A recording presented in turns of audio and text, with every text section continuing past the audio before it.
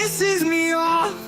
Like, okay, I spent several years being patriotic. Fuck the haters, and that's how it is, YouTube. Nah, stupid fucking lighter. Fuck you, stupid fucking lighter. Hey lighter, fuck you. Oh, you don't like being beat up. You don't like it. You don't like it. You don't fucking like it. Then maybe you shouldn't fucking go against the grain, stupid fuck. I'll beat you up, you piece of shit. God damn it! I broke my fucking cigarette. Fuck. Fucking social media doesn't give a shit. Fuck you. Fuck you fucking touching me, you piece of fucking shit, you. And fuck this. And of course my drink has to spill. I lose my fucking temper over these stupid fucking assholes. And no one's gonna feel sorry for me, because it's just like you did it to yourself, dude. You had a fucking drink combo and you had to lose your fucking autistic temper. Spill it for yourself. Fucking bullshit. Get the fuck out of my way, stupid fucking hat. Stupid fucking piece of shit fucking hat. Fuck you, oh it's here. Fuck you, fuck you, fuck you, fuck you. You fucking piece of goddamn shit. Fuck you, you stupid fucking bottle. Stay on the fucking desk, stay on the fucking desk, you piece of shit. Fuck you, I told you how many times did I fucking tell you to stay on the fucking desk. Fucking stay on the desk, I told you 1,000 times. Fuck you, fuck you, you stupid fuck. You wanna fall off the desk to be cute, and no one asked you to be cute, you piece of shit. Fuck you, I don't care if I got a nasty fucking temper. Fuck you, stay the fuck in my hand, you piece of shit. I'll smoke you until you're dead. Fuck you, don't care if anyone cited me, I'm fucking miserable. I'm just making the best of every day. That's all you can do, YouTube. That's all I can do.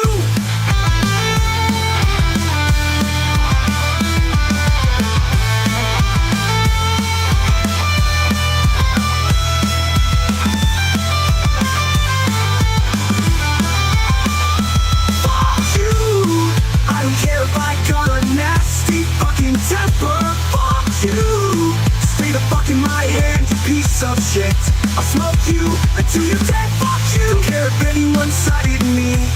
I'm fucking miserable, I'm just making the best of every day. That's all you can do, YouTube. That's all I can do.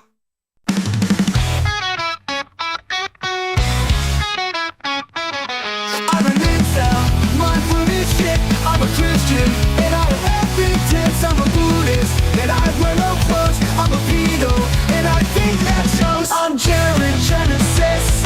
Do you know what I am saying? I'm hanging at playground, watching kids playing. I'm an alpha, I live with my dad. You're a simp bro, and I'm just a Chad. I'm a black belt, you know what it is. And my carpet is all covered in jizz. I'm Jared Genesis. Do you know what I am saying?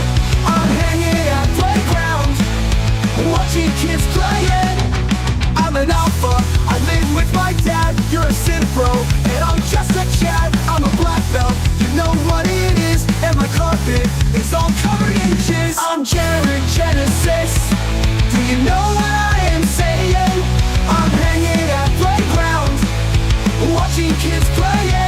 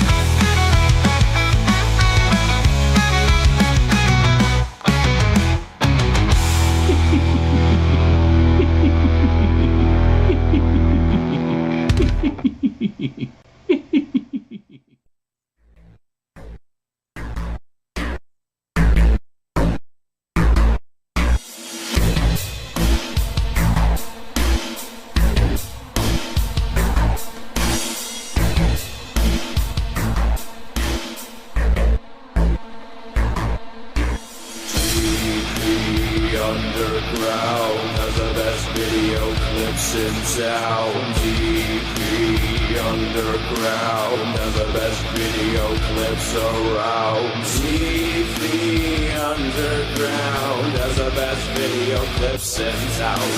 TV underground has the best video clips around.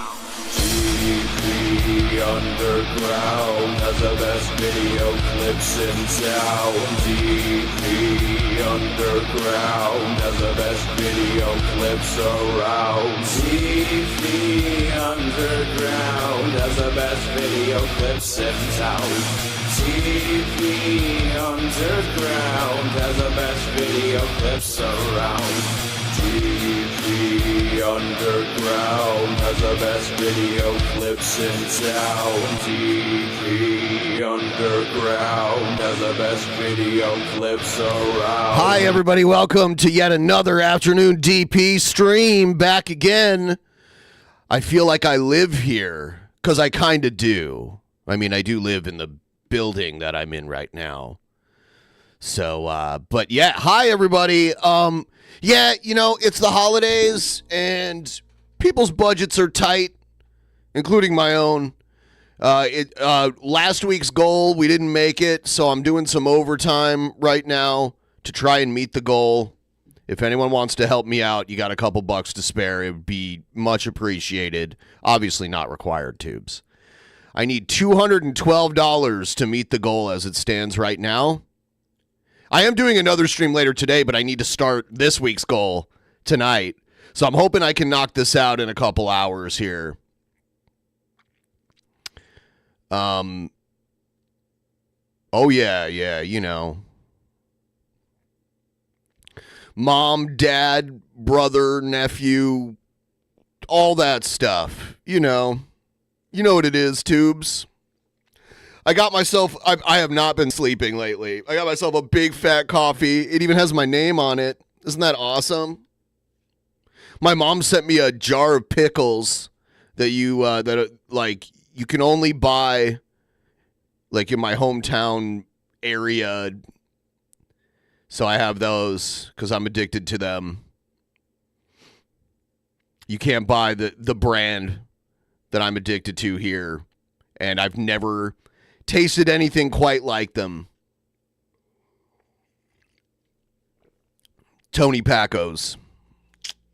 Delicious. We've got some videos to watch. We'll start watching those in a minute here. Please like the stream.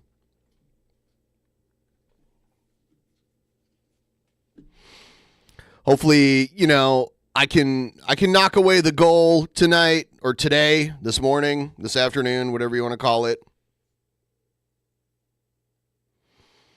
Those hot ones. Like the Tony Pacos ones or a different kind? Yeah. Yeah, they're very garlicky and a little spicy.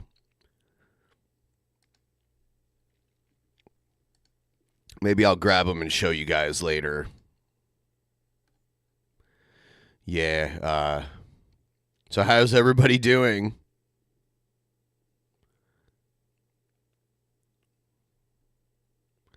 Let's see here.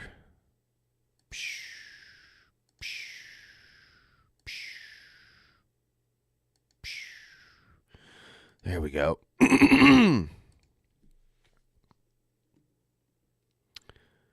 Oh, in Ohio, you put them on sandwiches? Yeah, those are so good. Yeah, Tony Pacos pickles for the win. My favorite. I like the labels too, which they haven't changed for like my entire life. I got a jar of the like big chunky ones, and then I got another jar of like the ones that are thin sliced for hamburgers and shit like that. The chunky ones I just eat like a snack. Man, my mouth is watering just talking about them. I might have to take a break in like an hour and grab some of those and munch on them. Yep, yeah, it's like these little chunks of dill pickle, and then like these little like banana pepper rings. Oh, yeah, and you can't buy them anywhere around here. So my mom every year for Christmas ships me like 2 jars of them. She used to do it when I lived in Albuquerque too. Love it. But yeah, please use the link pinned in the chat. Help me get a little closer to this goal. It's not too far off, but it's, you know, it's been a struggle this week. Usually it's not a big issue, but this week it's hitting me hard. All right. Let's see. Trump speaks at a dentist appointment, reporting at 8.30 after 2 hours of sleep. First world problems are the worst. Merry Christmas, Poppy Head. Poppy Head? Did you mean to call me Poopy Head? Yeah, I've not been getting a lot of sleep lately. Thank you so much. You're saving my ass right now. It sucks what's going on with XRP right now, but let's just hope that it's a dip that's going to rise even higher than it was before. Maybe we'll get a $3. It's either going to like pop back up. I mean, obviously, there's only 2 ways it's going to go, right? I guess it could stay the same. There's 3 ways. It could kind of hover where it is now. It could fucking plummet, or it could shoot up. It could shoot up. Damn, thank you for that. That gives me a little hope, actually. I was feeling, I was like, oh, God. You know? Oh, all right. Anyway, what I was going to say was Trump speaks at first major rally since election at Turning Point USA event in Phoenix. Oh, shit. That's the wrong one. Yeah, can you tell I'm sleep deprived? Ladies and gentlemen, now welcome to the stage the 45th and 47th President of the United States of America, Donald J. Trump. Wow. Quite the production. And then they play this shitty song, I'm Proud to Be an American. One of the worst songs ever. Sorry. It just is.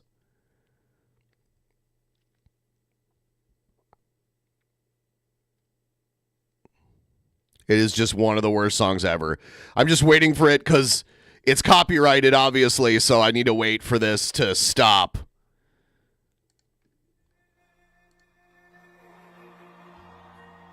$47. He gets 2 numbers because he lost. Really? Still? Is this one of the... Is this video... Okay, I'm going to skip here. I need to make it mono because it's only playing through one channel. I don't know why videos do that.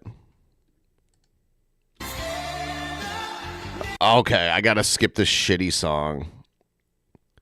I wanted to watch. He entered like a wrestler coming through the curtain on his way to the ring.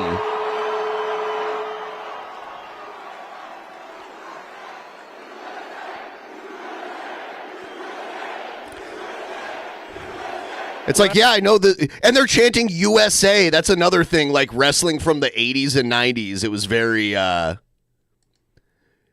very common for the crowd to chant USA, especially like Hacksaw Jim Duggan and Hulk Hogan. You'd get the USA chants. Oh, hello, Arizona. It's great to be here. Hello, Arizona. This is the best Arizona. It's very nice to win. And I want to wish everybody a very Merry Christmas. They don't say that too much anymore. We say it. And when I had all that smoke backstage, I said, hey, are there any steps in front of me? I don't want to go down. I go down, that would not be good. He's working the crowd. We don't want to do that, nice and slow. But we saw how he could handle a ramp. So, I mean, he's being very honest here, right? You know, I hate how anytime I put Trump in the title, there's this dumb disclaimer below the video. Everyone can see right now. I have not... Who's contesting the last election? Almost nobody. We don't need this disclaimer. Everybody knows Trump won, and anyone who's sane agrees. So, and is not disputing it. It's ridiculous. They're trying to pretend like it's equal to the last election where there was like a ton of people disputing it.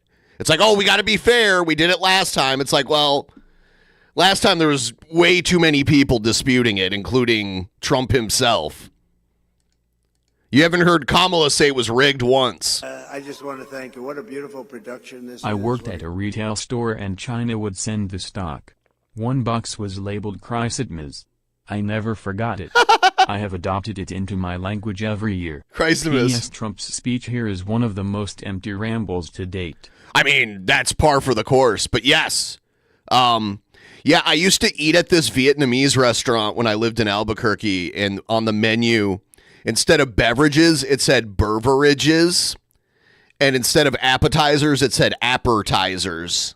So, and I've never forgot that, and sometimes I'll still say beverages or appetizers. Great job.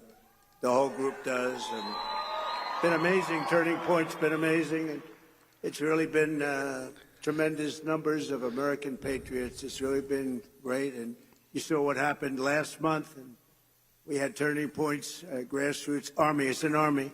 They turned out to It's vote. an army, huh? And they wrote. So now it's only $155 is all I need to knock this out. I'm going to hopefully in about 2 hours I can have this goal done, and then truth be told, I'm going to try to go to sleep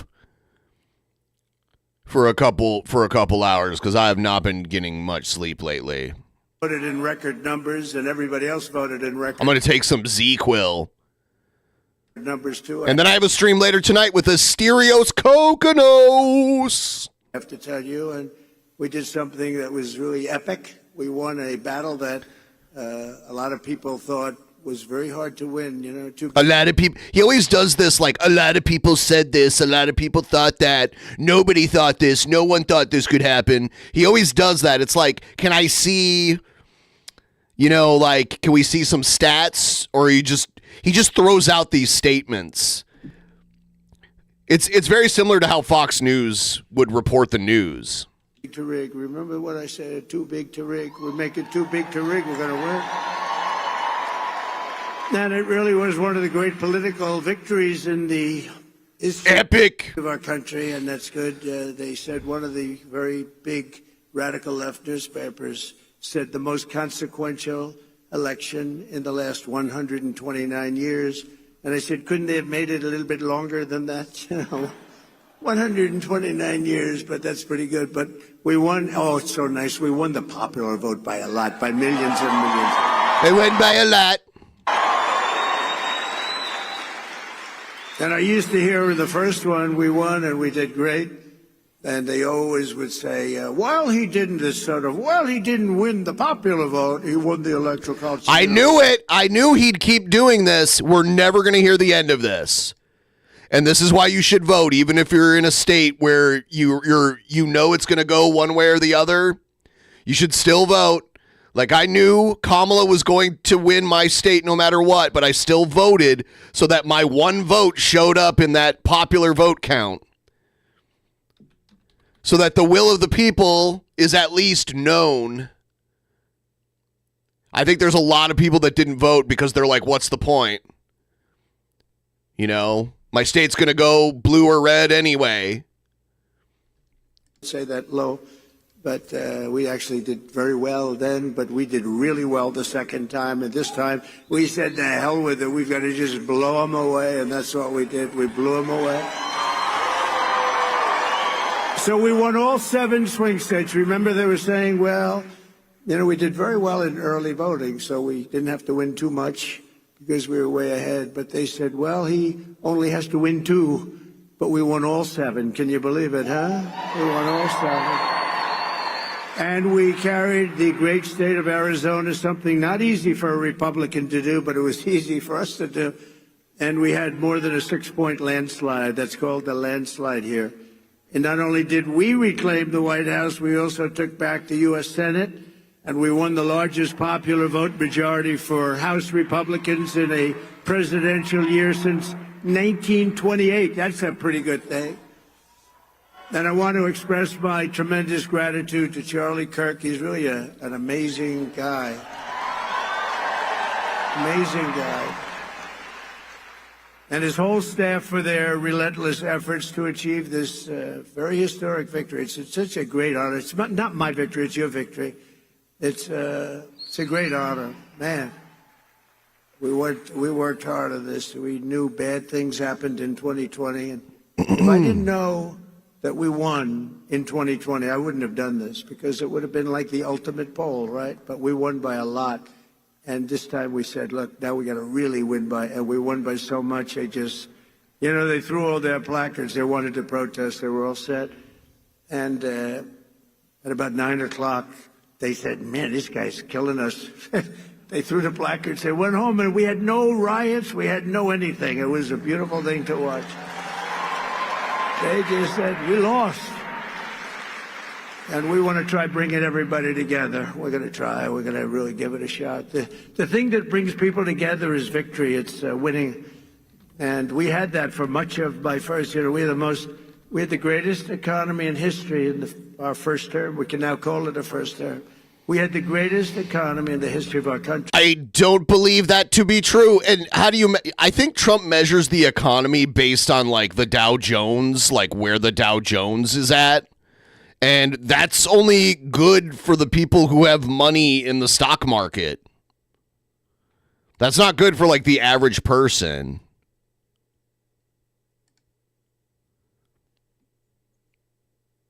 Most people don't have money in the stock market. Maybe in the history of any country, frankly. And we did things that nobody could have done, and we're going to do them even better now. We're going to be drilling, as we say, drill, baby, drill. We're going to drill, baby, drill. But we're going to be doing a lot more than drilling. But I also want to give a very special thanks to everyone at Turning Point Action who outworked and outsmarted. Always outsmart. You gotta be smart too, and outorganize the radical left opposition. We had very strong opposition, not in terms of numbers, but I will tell you, something's happened because that was a big defeat for them. Nobody expected the numbers. You know what happened? The pollsters went around, and whenever anyone said, it's none of your business, they say, who are you voting for, or who did you vote for? They said, it's none of your business. And sometimes they said much tougher language than that, but I'm not going to get into that because I'll get in big trouble on the home front. And with Franklin Graham, please, sir. He says, please, sir, please don't use foul language. You speak so beautifully. You can do just as well. Actually, it doesn't work quite as well, but that's okay. It's just emphasis. But when they said essentially, it's none of your Essentially, business, bud. that was a Trump vote. And they had the highest numbers of people that said that because they don't trust the press, etc. And we had the highest numbers, and that's why the polls showed us winning, but not winning in a landslide like we did. We didn't watch the whole thing on yesterday's episode. I don't believe so, anyway. Like this whole thing. There was like some clips that I watched, but not this entire thing. Yeah. And we sort of knew that was going to happen. We could tell by the rally signs. Look at this. Here we won. There's no reason except celebration, but that's not a bad reason, is it? And look at the crowd. They have 7,000 or 8,000 people standing outside. They can't get in. Would anybody like to give up their seat, please? Huh? Doing this for years, I don't think I've ever had anyone say, yes, I'll give it up. Just one person, nobody. The Democrats and the media said that Turning Point could never run a ground game. They weren't experienced. They didn't know Charlie, right? But when the ballots came in, the other side really didn't know what the hell hit them. They got hit hard. And the victory was such an outstanding one, such a big one. And the other A bigly big, outstanding big. side now, and we don't want this. We want people to be happy and healthy. But they did. They lost their confidence. If you watch television now, they're all befuddled. They don't know what the hell happened. They're befuddled, to use quite a nice word that my mother used to use years ago, talking about somebody. It's quite a nice word. It's the best word. But they did. They've lost their confidence, and hopefully they'll lose it for a long time and then come over to our side because we want to have them. We want to have it. And we're going to have some inauguration on the 20th. We're going to have something. It's going to be great. Going to be great. But something happened also in the election. All 50 states shifted toward the Republican Party, every single one of them. And together we won the largest share of African-American voters of any Republican. Any Republican. He has to throw in the Republican part of it. I like how he put that at the end of the statement, though, so it kind of sounded like, oh, he got the largest share of African-American voters. Wow. Of any Republican. Modern history. Actually, in history. I was the nicest guy in prison. We won more Hispanic American votes than any Republican ever, and we won the vote. We won the Latino men. Who's a Latino man? Do we have any Latino? Okay, he just said, who's a Latino man? And I clearly heard women screaming. Oh, man. Now, you're not a Latino man. Okay, he called it out. Very beautiful woman, but a man you are not. How do you know, Trump? Of course, nowadays, who the hell knows? Oh! His jokes are so predictable. But we won the Hispanic, I call Hispanic. I call it Hispanic, like he came up with the word. I always said, do you like Latino or Hispanic? Let's go. Let's do a free poll. Oh, my God. Really? Now, by the way, when you like poll a crowd based on them cheering, it's not accurate, by the way. It's not accurate because all you're polling is like who can scream the loudest. Volume does not indicate size necessarily. Who likes to be called Latino? Okay, that's what's always happening. Listen to this. Who likes to be called Hispanic? Not as good as usual. But we won half of all voters aged 18 to 29. There's never been anything like that. We won by 36. Hispanic, as far as I know, is like anyone that has Spanish as their like native language. So like Spanish people are Hispanic, you know, like any like Spanish speaking country of origin is Hispanic. Young people. So like Dominican Republic is Hispanic. It's not like a race because there's like, obviously, like Dominican Republic is Hispanic, but they're mostly black people. And then like Mexico is Hispanic, but they're mostly brown people. It's like that. And we got the highest share of youth vote of any Republican ever before in history. Saying of any Republican is just putting training wheels on it. You know?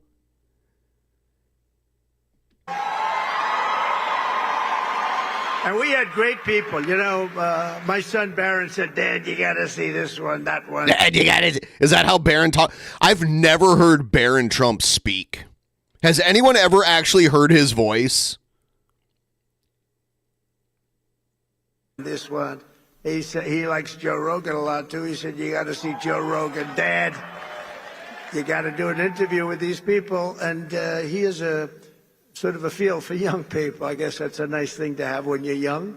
A feel for young people. And it was amazing. So we got the highest vote ever for a Republican candidate. We won by 36 points with young people. That never happens. A Republican loses by 36 or 40. So I'm going to have to start thinking about TikTok. I think we're going to TikTok. We're going to have to start. He wanted to get rid of TikTok the last time he was president because he was getting trolled on there. But now, because he gets a lot of support there, he wants it back.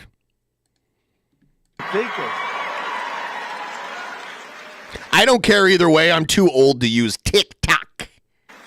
Because, you know, we did go on TikTok, and we had a great response. We had billions of views, billions and billions of views. They brought me a chart and it was a record, and it was so beautiful to see. And as I looked at it, I said, maybe we got to keep this sucker around a little while, you know? Who wants to? Oh, look, I see Sheriff Joe. Sheriff Joe, could we use you on the border? Stand up. Sheriff Joe. Is that Joe Arpaio? Is he even still the sheriff? Look at that. Is that a lifetime title? Like once you're a sheriff, it's kind of like the president? He had no problems with the border. You could straighten your border out in 2 minutes. We'll put Sheriff Joe over there. And and you're looking good, Joe. You're looking good. And we miss your wife, right? Your great wife. She's up there proud as hell of you.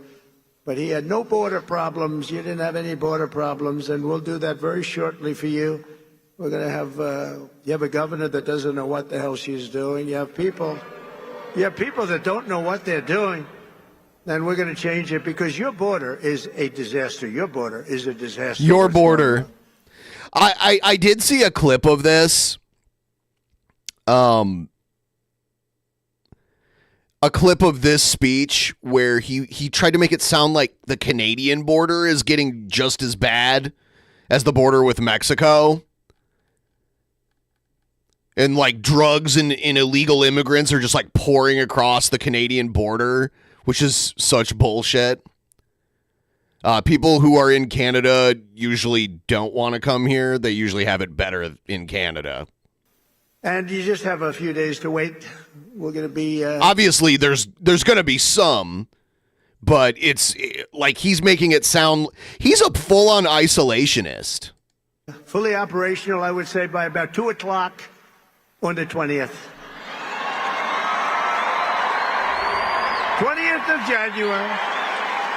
With your help, we gained 23 points with voters under the age of even 25. Think of that. We gained 23 points. And in the election of 2024, our movement not only won a mandate, but we built new American majorities all over the place. And they won a mandate.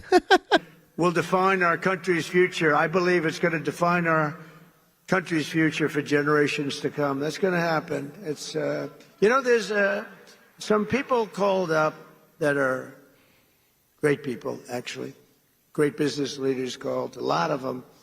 And some of them weren't exactly on my side, but they're on my side now. But they said there's a light over not only the country right now, but over the entire world. And there's a light over the world? Yeah, it's called the sun. Some of these, we want to get some of these wars that would have never happened, like Russia, Ukraine would have never happened. Israel would have never been attacked, would have never happened. These are such bold statements to make. We wouldn't have inflation. It's so easy to say something would have never have happened. We wouldn't have had that Afghanistan horror show, that horrible, horrible... Buckle up, people, because he hasn't even been sworn in yet. We got a little bit less than a month. Way we left, leaving billions of dollars of equipment behind and 13 soldiers, and, you know, nobody ever mentions, and I... Yeah, there wouldn't have been a war because he would have just let Russia take over. I mentioned because I love them, and they're all watching right now. 48 soldiers that were horrifically injured. Nobody ever... They lived, and they don't talk about them, but these are incredible warriors that were hurt so badly with the legs and the arms and the face. The legs, the arms, the face. Everyone, please like the stream if you haven't already. Trying to get the rest of this goal. If you got like $5 to spare, use the link pinned in the chat. Send me a couple bucks. I need to get $155 more to finish off this goal. We're 38 minutes into the stream. Thank you guys for watching and supporting. Happy holidays to all of you. I appreciate all of you. Thank you so much. And hurt so badly. 48 of them. And we love you. You're listening, and we love you. We're not forgetting you.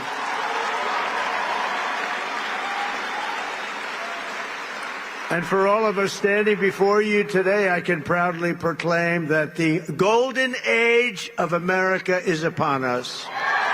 It is. Okay. I'm pretty sure the economy, because he's like, oh, we had the greatest economy ever. when he was president. Pretty sure the economy was in much better shape when, like, you know, back in the day where, like, everyone could afford a home and only, like, one person in a marriage had to, like, go to work, and then the other person could, like, stay at home and raise kids, and they could afford cars and all kinds of shit. Pretty sure the economy was in better shape back then, right? And there was, like, less poverty and homelessness. Pretty sure. It's going to be a golden age. There's a spirit that we have now that we didn't have just a short while ago. Sadly, we didn't have. Who the hell can have spirit? Yeah, the Federal Reserve had to raise their interest rates to slow down the inflation. That's why. Watching women get beat up in a boxing ring, I don't think that's spirit, right? We're going to end that one quick. What? Oh, that was a... Yeah, okay, I know what he's talking about now. At first I'm like, watching women get beat up in a boxing ring. End it very quickly. We're going to end that one very quickly. Since the election, the stock market is... We're going to end that real quickly. So, first of all, the story about the boxer at the Olympics being trans is bullshit.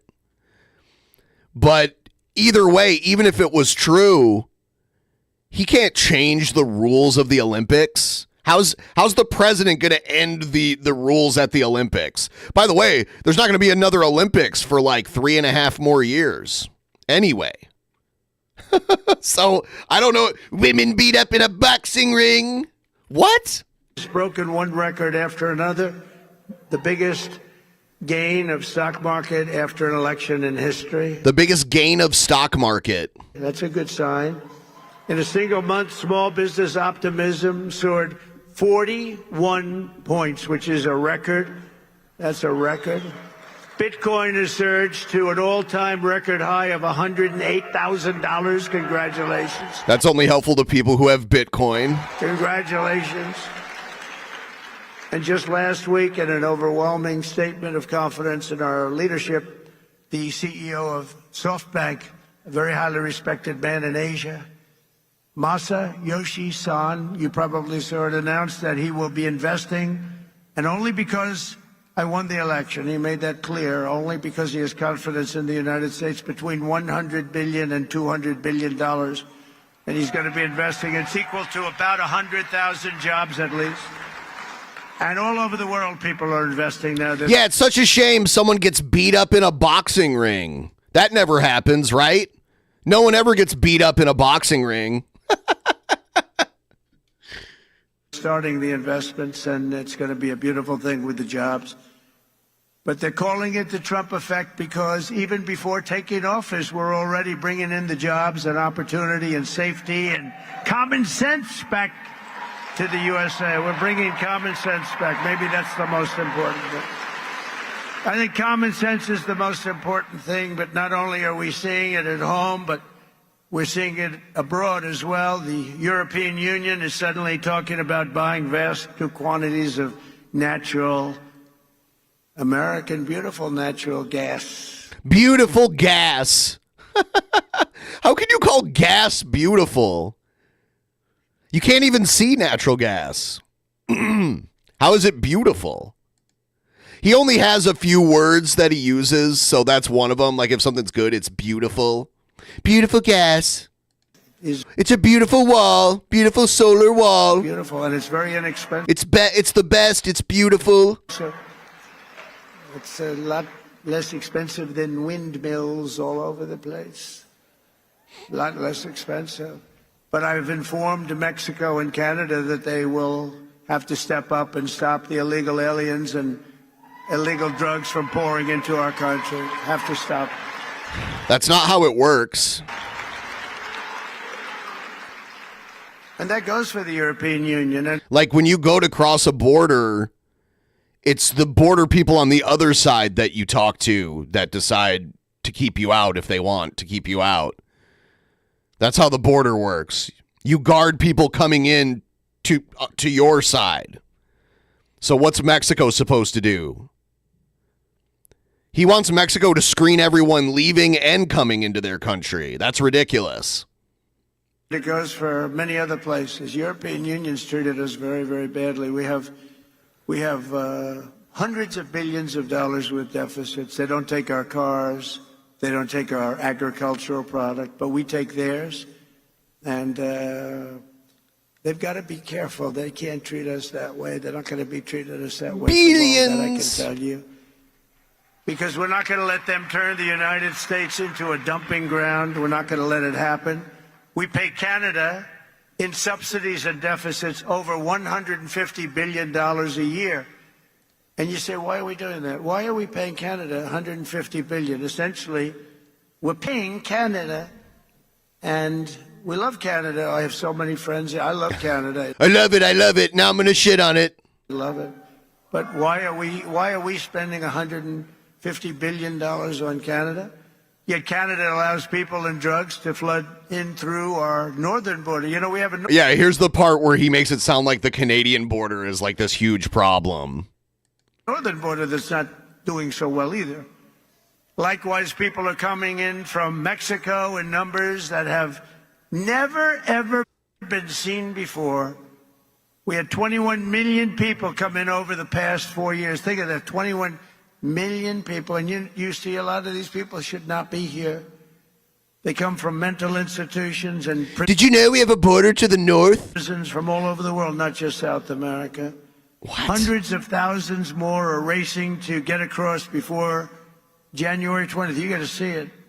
And I was very strong with Mexico. I spoke to the new president, who was lovely, wonderful woman, and He's trying to remember her name right now. President Sheinbaum. Shh. Okay. He made it sound like her name was like a Chinese name. President Sheinbaum. It's Scheinbaum, I believe. It's like a Jewish name. Wonderful woman, actually, but I said, you can't do this to our country. We're not going to take it anymore. You can't do it. But I've informed Mexico that it just cannot continue. We're not going to let it continue. The United States has lost 300,000 people a year. Think of that. I don't know. I mean, how many people... Everybody you meet said, I lost my daughter, I lost my son to drugs, to fentanyl, mostly to fentanyl, but to drugs. Families are being destroyed, and we're going to stop it. We're not going to let that happen. And we're also going to be doing... He doesn't realize, he wants the people crossing the border into our country to be the responsibility of the country they're leaving. I guess to, like, not make it his responsibility? But that's not how it works. That's stupid. Doing something that's, I think, going to help a lot. We're going to do very big advertising campaigns, just like a campaign for running for president. We spend a lot of money, but it'll be a very small amount of money relatively. We're going to advertise how bad drugs are for you. Yeah. We blame other country. He blames other countries for the opioid crisis and not the pharmaceutical companies that got everyone addicted to the opioids to begin with. How bad they are. They ruin your look, they ruin your face, they ruin your skin, and ruin your teeth. If you want to have horrible teeth, take a lot of fentanyl. If you want to have skin that looks so terrible, take fentanyl. We're going to show what these drugs are doing to you. Nobody's done that before, and we're going to do it. And that is, it's going to be like running a political campaign, just like running for president, just like we just did. We had some pretty good ads, right? We explained what these people have done, how they're destroying our country. I mean, who would let millions of people pour in from prisons and jails and mental institutions, and I always say insane asylums? You know, insane asylums. Sometimes I'd use the word, a name, Hannibal Lecter. They said, why does he mention Hannibal Lecter? That has nothing to do with it. Why would he? I mean, are they stupid? The fact is that we don't want Hannibal Lecter. You know what that is? Silence of the Lambs. We don't want Hannibal Lecter, Dr. Hannibal Lecter in our country, do we, huh? And you know what happened when they went to the voting booth, or, unfortunately, if they signed their mail-in ballot, but we got by it. We got to change all of that stuff. We got to have great, fair, confident elections. But when they went into the booth or they signed their ballot, they said, Hannibal Lecter, that's a bad guy. We don't want him here. They knew that. They didn't like that. They didn't like that I used them because it's a very good example. It's like, yeah, that's why they didn't like it. It's not because they think you're crazy. it's because it was so good they couldn't handle it. Incredible what they do. We need borders. We need fair. We already have borders. And we already have fair. Okay, is he saying that the elections aren't fair after he just won? we need a free and fair press, and we're going to try getting all of them.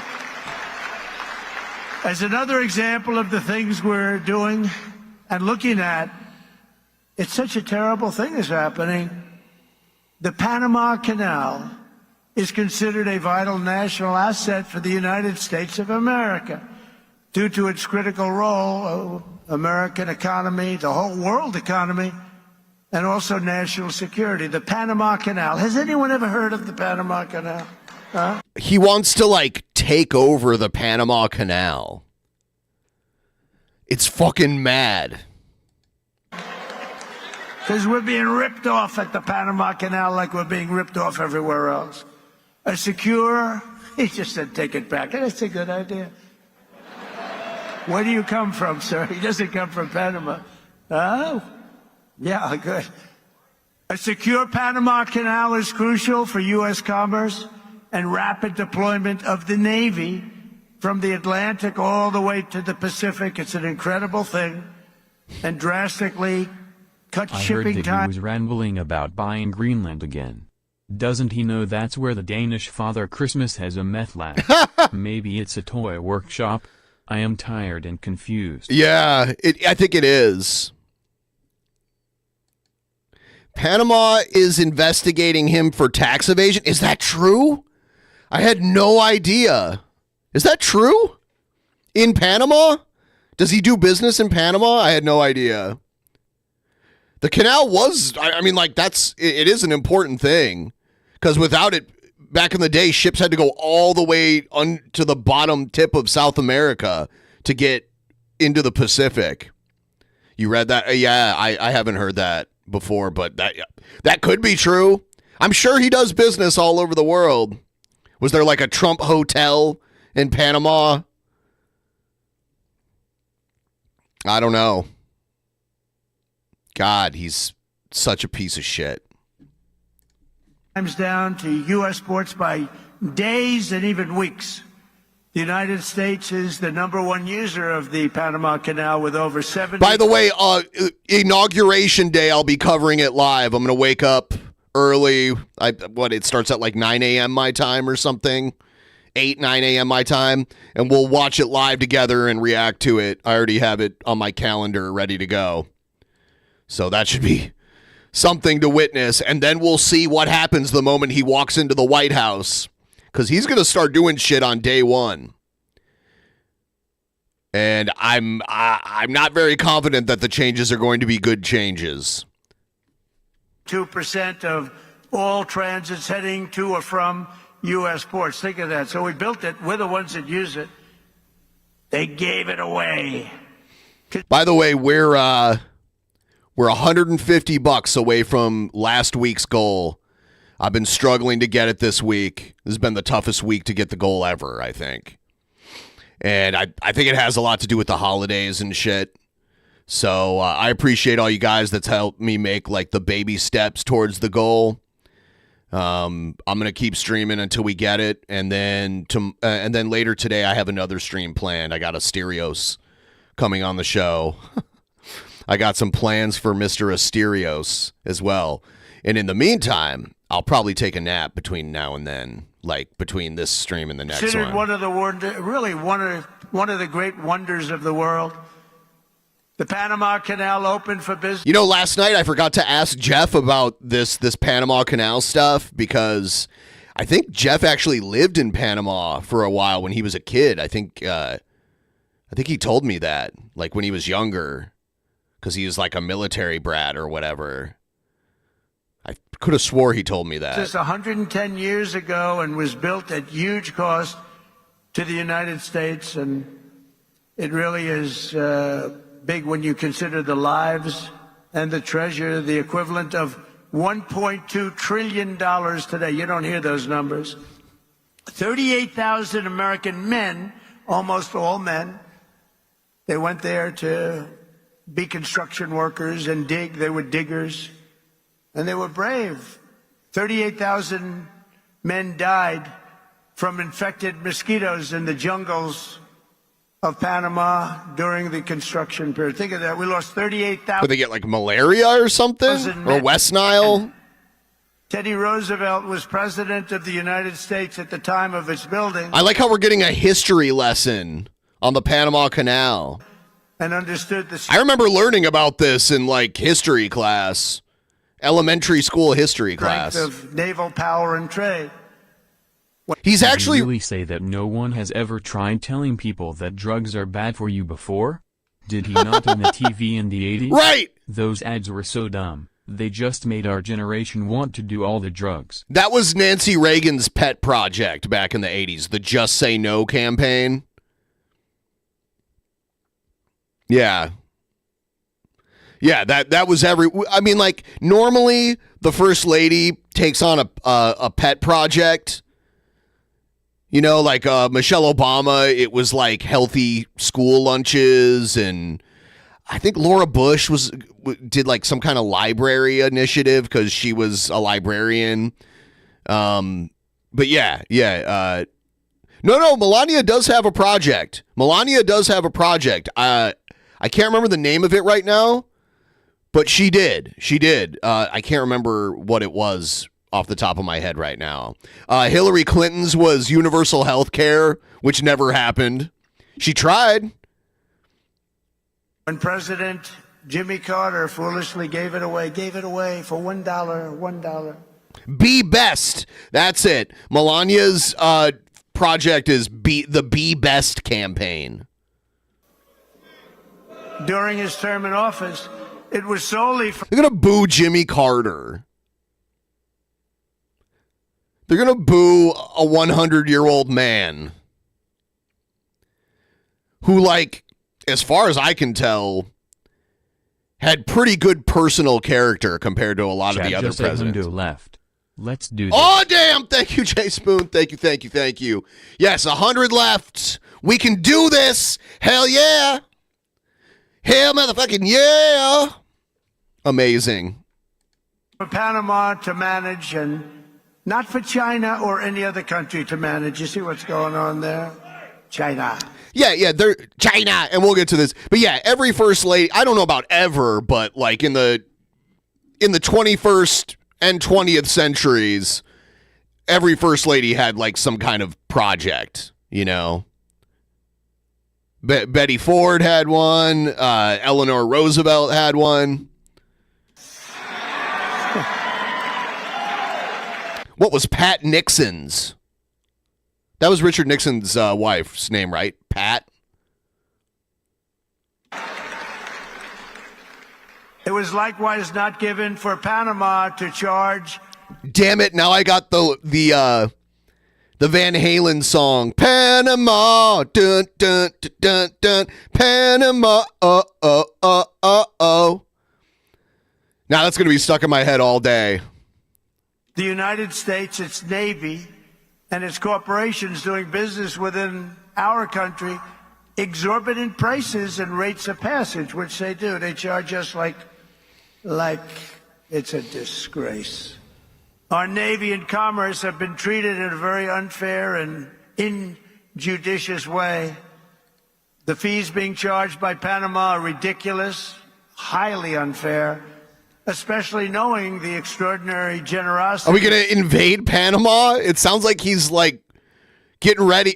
I remember the whole Noriega stuff in the 80s when I was a kid. I was too young to really understand it, but I remember them showing Noriega all the time and like his like acne scarred face.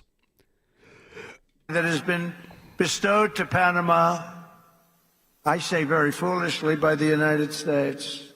This complete ripoff of our country will immediately stop. When I hear Panamania, it just makes me think of like Hulkamania. Panamania's running wild, brother. It's going to stop. The United States has a big and vested interest in the secure, efficient, and reliable operation of the Panama Canal. I never got to eat Pasta Mania, but from the pictures I saw, it just looked like SpaghettiOs. It was like a restaurant where they served you SpaghettiOs. It looked so bad. It was like Hulk Hogan-shaped SpaghettiOs. And that was always understood when they gave it to Panama. By the way, I did some research, and I'm sure a lot of people know this. There's a reason why Hulk Hogan is orbiting Trump now. Did you guys know? You guys remember the whole like Hulk Hogan sex tape thing where Gawker leaked his sex tape, and not only was it like an unauthorized porn of him, but he also was like saying a bunch of racist shit. Well, he sued Gawker and won a bunch of money, and Gawker went under. But what a lot of people don't know is that at the time, Hulk Hogan was pretty broke because he had just gotten divorced and lost a lot of money in his divorce. And Peter Thiel actually funded Hulk Hogan's lawsuit against Gawker because Peter Thiel had a vendetta against Gawker because Gawker was in the business of like outing gay people and stuff back in the day.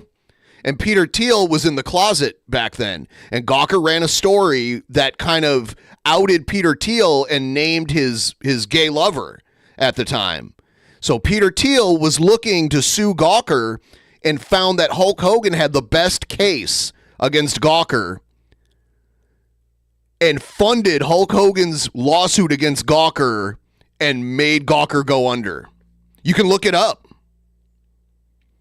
And that's part of the reason why Hogan's because usually when you're in show business, you stay away from politics.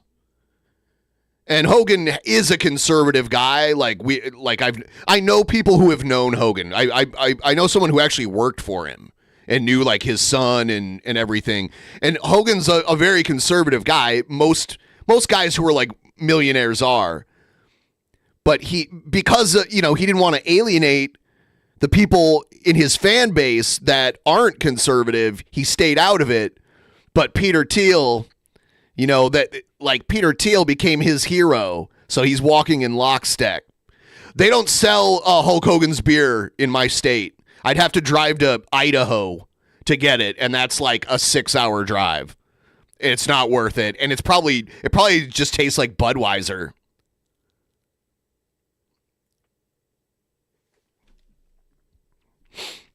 Yeah, I knew someone who used to work for Hulk Hogan, and she used to go to like karaoke nights at Hulk Hogan's restaurant and shit like that.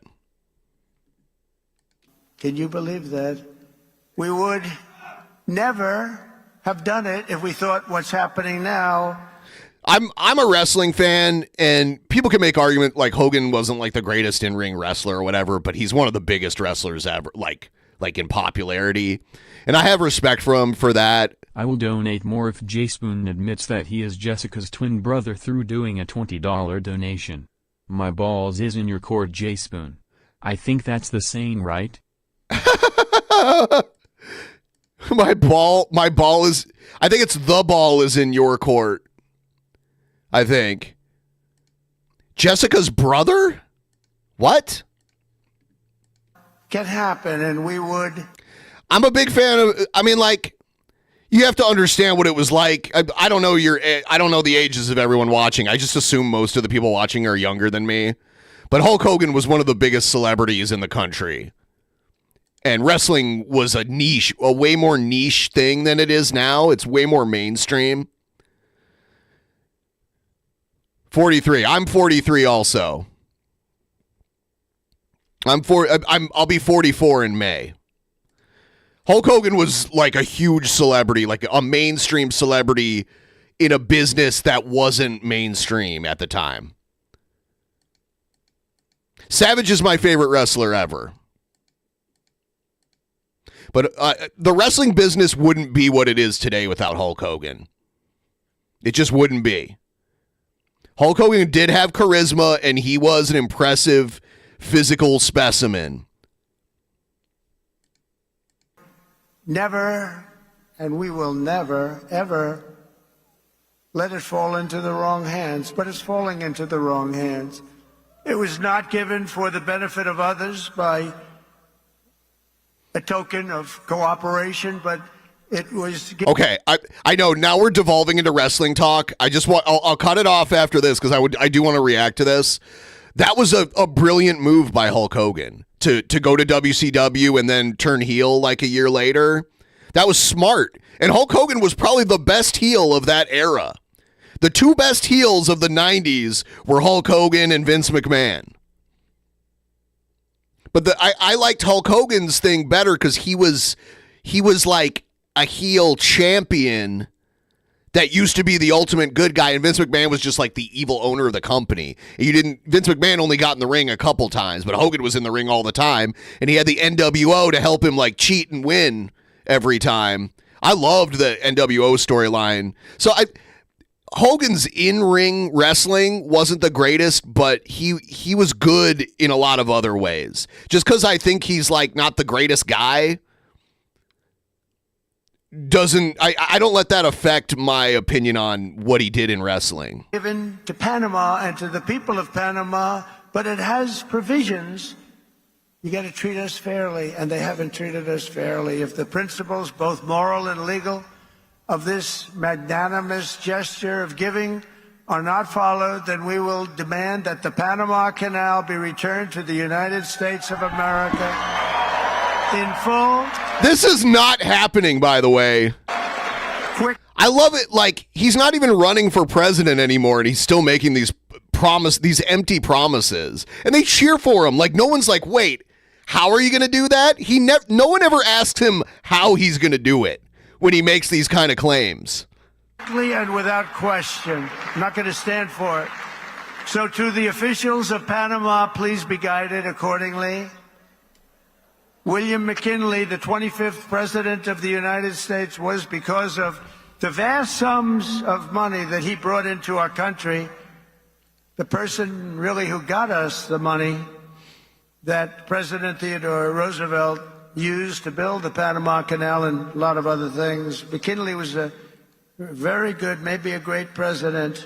He's only a good con man to stupid people. Like, I don't buy anything he says. I had people try to scam me with the Trump University thing. What was it, 15, 20 years ago? I was approached by people trying to sell Trump University, and they were like, oh, yeah, do you guys want to hear about this opportunity? And I'm like, what? And they're like, have you heard of Donald Trump? And I'm like, if he's involved in it, it's a fucking scam. They took his name off Mount McKinley, right? That's what they do to people. Oh, okay. Now he's mad. He's mad that the mountain in Alaska that used to be Mount McKinley, they changed it to its indigenous name, Mount Denali. Sorry. So he's going to change it back? Is that what he's claiming?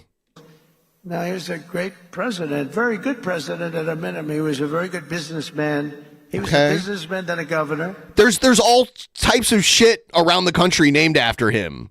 He doesn't need the tallest mountain in the country. There's all sorts of shit named after McKinley. There's like McKinley high schools in every state. I'm sure there's a presidential library somewhere.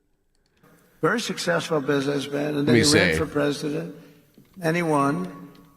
And he was able to use business principles. And yep, he was from Ohio, one of the many presidents from Ohio. He's from Niles, Ohio. That's like over near Youngstown. Where's his library? He was a strong believer in tariffs, and we were actually probably wealthiest of any time, relatively speaking, at any point in the history of our country. In the 1890s, we were so wealthy, we had commissions set up what to do with all the money that we were taking in. We had no income tax. The McKinley Presidential Library is in Canton, Ohio. Same city as the NFL Hall of Fame. Only had tariffs. I consider that to be the most beautiful word in the dictionary. But I don't. Alaska wasn't even a state when McKinley was alive, so why do we need to name a mountain there after him?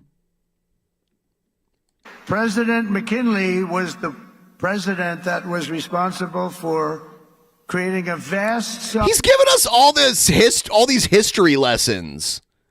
It's so pathetic. ...of money in the United States that Teddy Roosevelt then spent. So let's say they were both excellent presidents, but McKinley did that, and that's one of the reasons that we're going to bring back the name of Mount McKinley, because I think he deserves it. That is not happening. They're just like, oh yeah. I bet if you polled the people in that audience and you're like, what state is Mount McKinley in? They wouldn't even be able to tell you. They're clapping just because he said it. But if someone was like, "Where's Mount McKinley?" or what was Mount McKinley renamed to? They wouldn't be able to tell you because they're dumb as fuck. I think he deserves it. He's dead. He doesn't care. It was named after he died. There are lots of things we can name, but I think he deserves it. That was not very gracious to somebody that did a good job. And as you know, he was assassinated. Yep. That's how Teddy Roosevelt became the youngest president ever, because he was McKinley's vice president. Yep. He was assassinated. We have accomplished so much in just history professor Trump. 47 days since the election. But that's only the beginning of what we will achieve together as the 47th President of the United States of America. Over the past few weeks, I've nominated an all-star cabinet of some of the most fearless, determined, and brilliant individuals ever to step forward for public office. And we're getting great reviews, I have to say. And they're all the best doing well. reviews. But we're getting fantastic reviews on the people that we chose. It's we chose, because I wouldn't choose them if I didn't think you liked them. I don't have that kind of courage. You like every one of them and everybody. I mean, damn. people are amazed at the. I look at a picture of McKinley in the year 1900, and he looks like he's like 70, 80 years old to me in this picture. It's the year before he died here. He died in 1901. And if you look down here, he was 58 when he died. And I'm looking at him like, holy shit. I think obviously, like, the fact that it's like an old black and white picture and the way he's dressed and everything, but he just looks so much older, in my opinion. I don't know what you guys think. But yeah, I was like, how old was he when he died? I was like, I know people didn't live as long back then. Quality. I don't know. Our Secretary Scott of the Treasury is central casting, the whole group.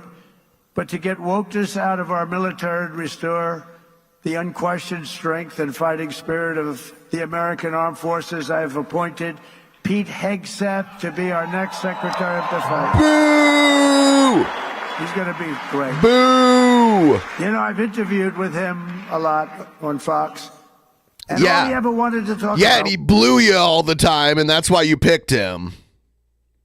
You pick people who suck on you. Was the military, including when we weren't on. He'd talk about the military. He'd talk about how unfairly our soldiers were treated. Can I give a pardon to this one or that one who was treated so unfairly? They teach them to be fighting machines, and then when they fight, they want to put them in jail for 35 years. And he was very strong on that. That's all he wanted to talk about, really, and it just seems so natural to me. Plus, he had a great education, went to Princeton and Harvard, was a tremendous student. Yeah, like, it is different.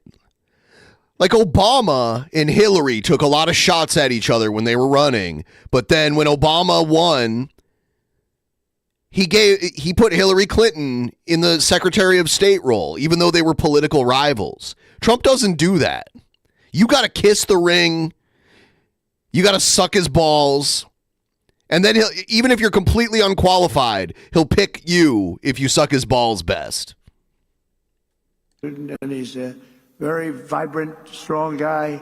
I think he's going to be great. He's doing well to make our intelligence community respected even more. I don't even think the word even is right, because we had some bad years with these people. No, in the past, we've had political rivals get chosen, like people that took shots at each other. Like Kamala Harris took shots at Biden and she was picked to be vice president. Trump doesn't do that. You got to join the cult. If you ever said anything bad about him in the past, you have to disavow it and join the cult. But we're going to do something. We're going to stop looking at all of these horrible foreign wars that we've gotten ourselves through stupidity. We're in wars at countries that nobody ever even heard of before. Yeah, we're in wars with countries that no one's ever heard of before. Huh? And we're going to be smart. Like these mystery countries, we just happen to like find a new country that no one knew about and start a war there? We're going to be guided by strength. We're going to have peace through strength like we had. I had no wars other than I wiped out ISIS. I had no wars other than the wars that I fought in. Pretty sure Afghanistan was going on through the entirety of Trump's presidency, right? We wiped out ISIS in a small fraction. They said it was going to take 5 years. It took 4 weeks. We have a great military, not the ones you see on television. Is he getting years and weeks mixed up? The real generals. Oh, yeah, no one knew about Afghanistan, and then we just were like, holy shit, why are we in a war? What is this place? But I've nominated Tulsi Gabbard as our Director of National Intelligence. Big mistake. And to be our next Secretary of Health and Human Services, I decided, look, something's going on here. When you look at, like, autism from 25 years ago. Yeah, it gets diagnosed more now. It gets diagnosed more now. I can't believe we have a president that's going to blame autism on vaccines. When like the way it's diagnosed has completely changed. And you look at it now, something's going on, and I nominated Robert F. Kennedy. The worst person to nominate for this job.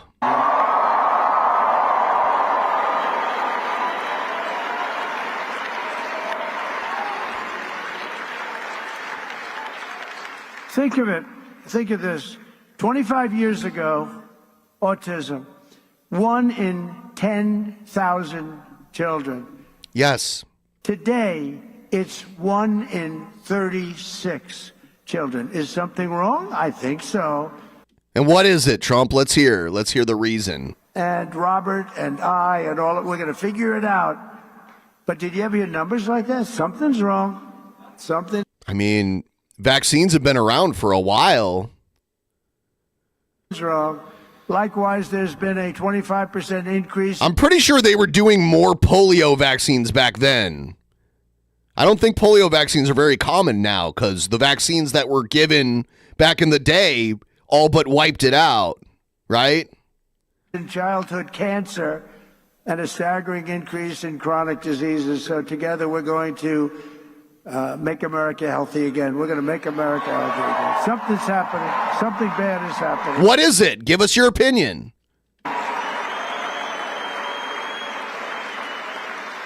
And to end the weaponization of law enforcement and restore fair, equal, and impartial justice, we will have an outstanding new Attorney General in Pam Bondi. She's fantastic. I don't know much about her, so I can't really comment on her. Is fantastic. She probably a Trump ball sucker and unqualified because that's par for the course right now. Known her a long time.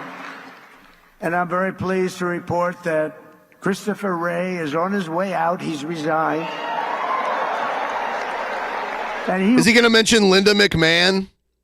will soon be replaced by our next FBI director, somebody who I think is going to be one of the greatest, maybe the greatest director of the... Linda McMahon knows nothing about education.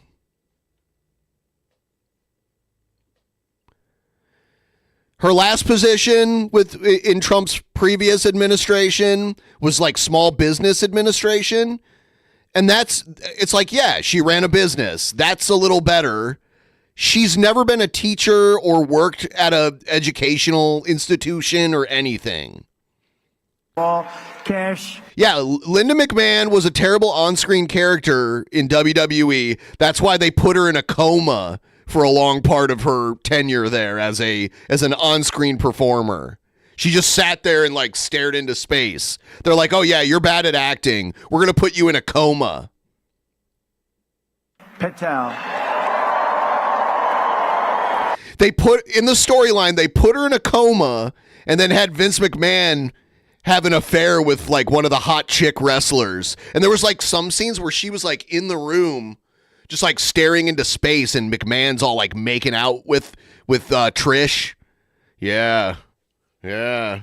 It's crazy.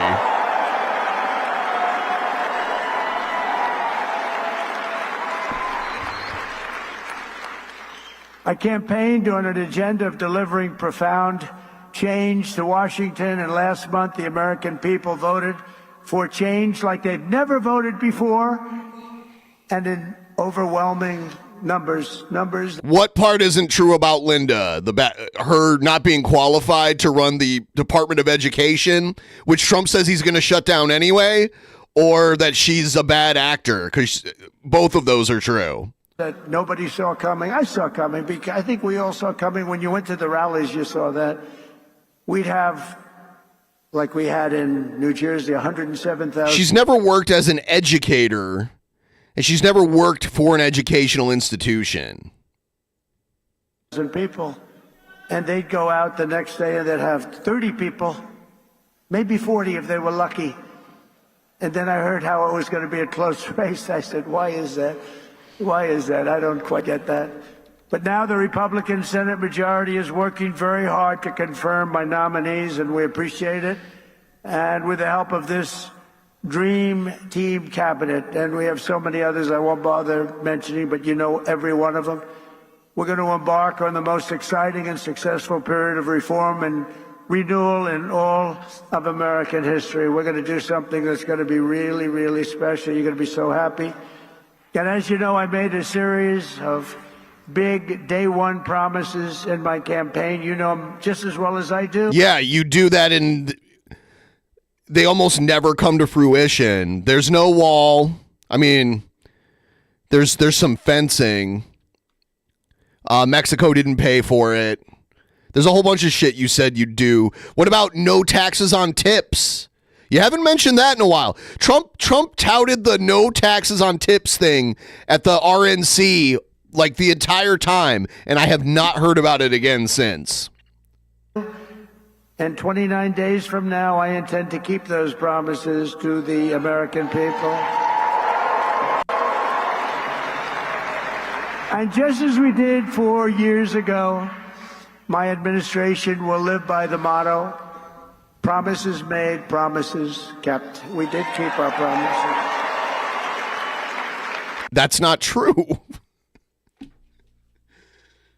Oh, God.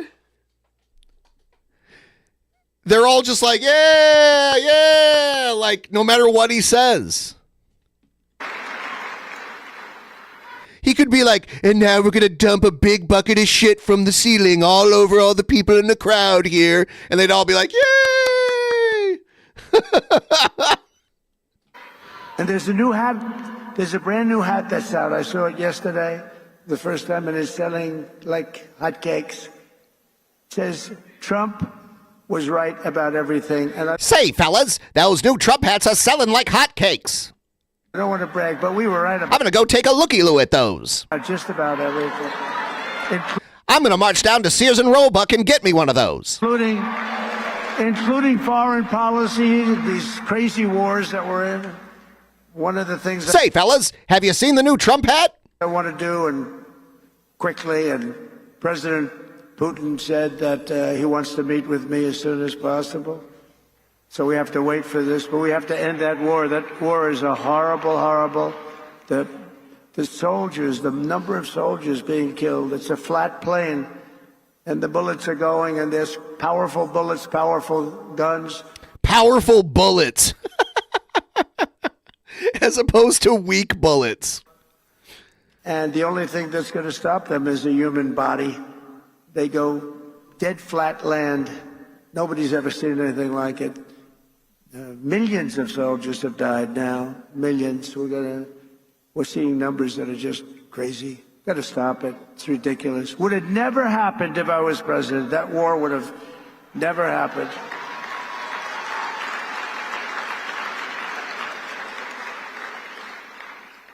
And October 7th, Israel would have never happened either. How? How do you know this? How would you have stopped that? So much. I would have removed all the hang gliders from the West Bank. Our country would be so different and the world would be so different. But it's not. So we have to make it great. We're going to make it great. We're going to do it as quickly as we can. On my first day back in the Oval Office, I will sign a historic slate of executive orders to close our border to illegal aliens and stop the invasion of our country. It's already closed to illegal aliens. It's already closed. Just wait. You're going to see less illegal immigration because less of them are going to want to come here because shit's going to be worse. I guess that is one way Trump will slow down illegal immigration because he'll make it a less desirable place to immigrate to. And on that same day, we will begin the largest deportation operation in American history, larger even than that of President Dwight D. Eisenhower. So he can't just do that, by the way. He can't just do like an executive order to deport a bunch of people. Part of Operation Aurora, you know all about Aurora, how horrible that's been. Every single foreign gang and illegal alien member, all of this criminal network operating on American soil will be dismantled, deported, and destroyed. Gonna get them out. You know, it's funny. He doesn't say the name of the program, the Eisenhower's deportation program, because the name of it is now considered to be a racial slur. I'm surprised he doesn't say it because they'd probably cheer it. Here it is. This was the name of it. Look at them putting people in literal cages.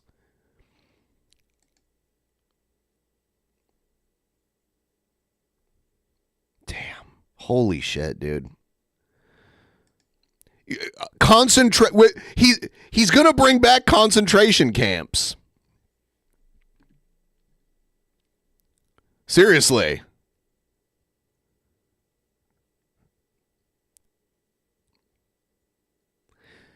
Looks like they removed a few million throughout the... I'm not sure what... Let's see. Yeah, like during Eisenhower's administration, there was like around 2 million. There's way more illegal immigrants now. How does he propose he's going to remove all these people? It's going to be expensive. And what? Are you going to build new prisons? I mean, he's going to build concentration camps to round them up before he deports them. But I think it's all bravado. I don't think he'll even do anything. It's just like the wall. He's telling people what they want to hear, and that's it. Think of it. They sent their gang members to us. Busload after busload. We had an open border. That's not they're true. Gang members, they're drug dealers, they're drug addicts. What else are they? You going to use the R word? People that were sick, people that were healthy and strong. What the hell was that? He's like, oh, am I about to get shot again?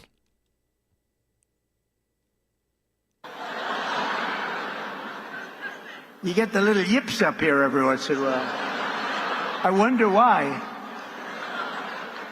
That was a strange sound. I've heard some very strange sounds. Every foreign gang member will be expelled, and I will immediately designate the cartels as foreign terrorist organizations. We're going to do it immediately. And we'll unleash the full power of federal law enforcement, ICE, Border Patrol. How good is, by the way, I do want to say it's crazy that there's no visible signs that he was shot in the ear. It's crazy. I was like, oh man, when it happened, I'm like, oh, Trump's going to be missing like the tip of his ear. You know, nothing, no visible wound, no scar from a metal projectile, a high velocity metal projectile. how good is Tom Homan, right?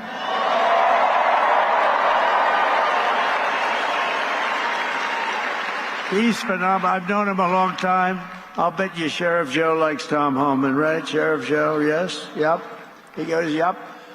The DEA, the FBI, the intelligence community, and financial sanctions to remove the migrant gangs and criminals that are killing and raping and maiming. Oh, he did use the R word. Our citizens.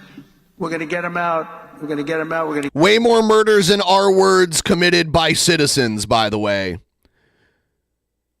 The vast majority of immigrants, even the illegal ones, try to stay out of trouble because they don't want to get deported. Get them out fast. We have no choice. We have no choice, by the way. I don't want to do that, but we have no choice. Last thing I want to do could have been so much easier. The election wasn't rigged. It would have been a much different thing, but this will show something. I see a question. Why is illegal immigration his pet peeve? I never understood it aside a scapegoat.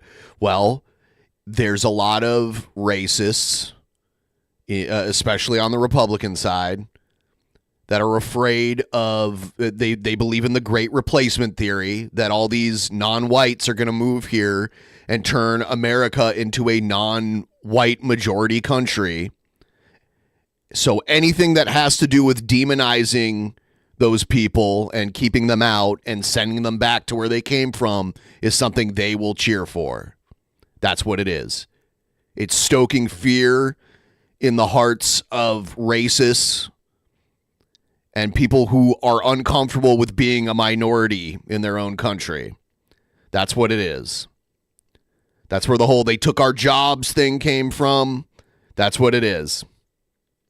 This is going to show how we do it and how good we are. You know, we showed how the opposite philosophy runs a country, and it wasn't good. They had The funny thing is that I guarantee you they probably benefit in some way from immigration, and they either don't realize it or they're in denial about it. Approval rating today is 14%. Nobody's ever had an approval rating of 14. That's the lowest approval rating. And we're going to have a very high, in fact, we already have a very high approval rating. We're way up, way up, higher than almost anybody, higher than anybody as of this morning. We will end the occupation, and January 20th will truly be Liberation Day in America. Is that okay? Liberation Day. And this great liberation will be in honor of all of the victims of migrant crime and all of the angel moms and angel dads. Angel Dad. That sounds like a dumb sitcom from like the late 80s. Next week on Angel Dad. Really incredible kids that, you know, they're going around for years and years. And I talk to them all the time. I know so many of them. And many of them are here. And we can just say, we love you, we're with you. They had so little help from the politicians on the other side. We're joined today by... Last night, if you guys didn't see my stream with Jeff last night, check it out after this one's done. We watched... I had no idea this existed until yesterday. we watched this sitcom. It was produced in the UK, but most of the actors were American in it, and it was called Heil Honey, I'm Home. And it came out in 1990, but it was produced to look like a 1950s sitcom. And it was almost like an I Love Lucy style sitcom. And the main character was Hitler and Ava Braun and their Jewish neighbors that lived in the same apartment building, which is almost like Ethel. It was very similar to I Love Lucy. I was laughing my ass off at it last night. It was actually funny. It was literally funny.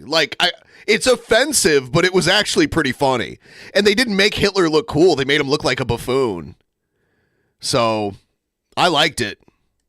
I guess there were 8 episodes produced, but I think only one is out there, like the pilot episode. Patty Moran, the mother of Rachel Moran, who you know all about, a beautiful mother of 5 who was murdered by an illegal alien monster. You're right, Jackpot. It was fucking hilarious. Who entered our country under the open border policies of the Biden administration.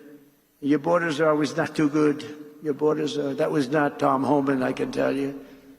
But Patty, those days are over, and they will soon be over. I hope we're just not going to have, how can you say never again, but we're going to have as few as possible. It's going to be rough, and it's going to be rough on the ones that do that kind of damage to you and to our country. All right. By the way, guys, just want to mention, it's the week of Christmas. It's been a rough week to meet the donation goal, which is probably not a coincidence that it's, the holiday season. I'm streaming right now, trying to still finish last week's goal. We're $80 away. If you want to help, there's the link pinned at the top of the chat. I am doing another stream tonight, but I'm hoping to start this week's goal during that stream. So if you guys can toss me a couple bucks, help me get a little bit closer to that 900. We're almost there. I would really appreciate it. And thank you guys for watching. And I'm probably still going to do a stream tomorrow, like a solo one like this, even though it's Christmas Eve.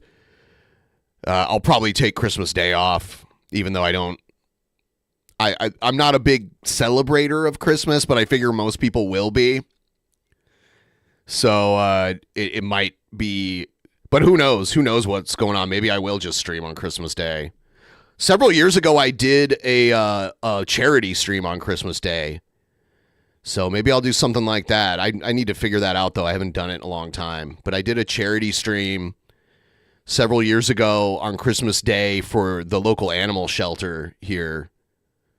I don't know. I'll have to think about it. I'll let you guys know in the coming days here what I plan to do as far as that's concerned. Where is Patty? Is she here someplace? I just want to thank her. Hi, Patty. Thank you very much. Thank you very much for being here. Appreciate it. Thank you, Larry. Do you want to come up for a second, Patty? Huh? Do you want to come up? I had lunch with Patty, and she suffered greatly. I said, let me help you with your eyes, because I want to help her with her eyes. She has an eye situation that can be fixed with some medical help. Many of them can't be fixed. I said, Patty, get your eyes taken care of. I'll take care of it. Just get it done. I hope you got it done. Did you have them done yet? Did you have it done yet, Patty? That's great. Oh, you look good, Patty. Be careful.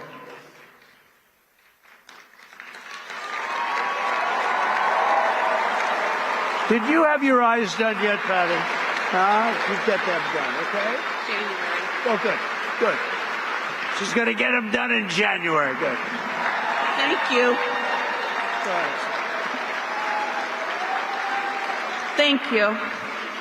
The first time I met President Trump in person, he invited us to lunch, my attorney and I.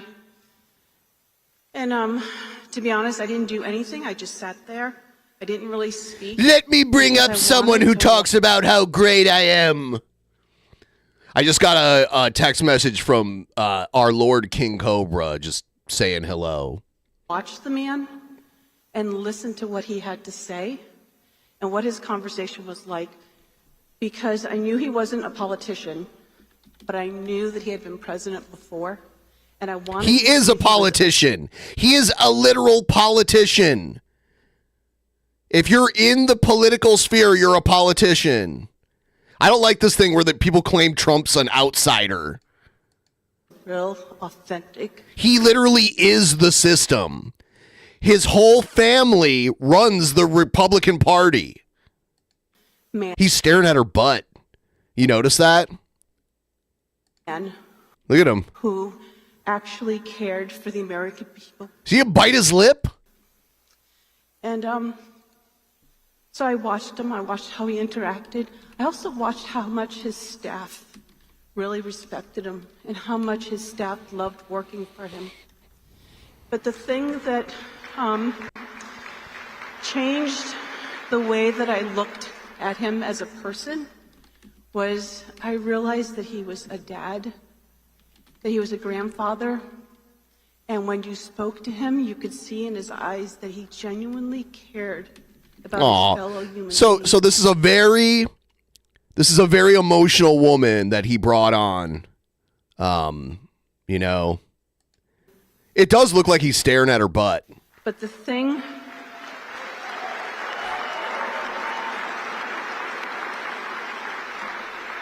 I appreciate the most is that he heard the cries of a mother. And he cared. And he...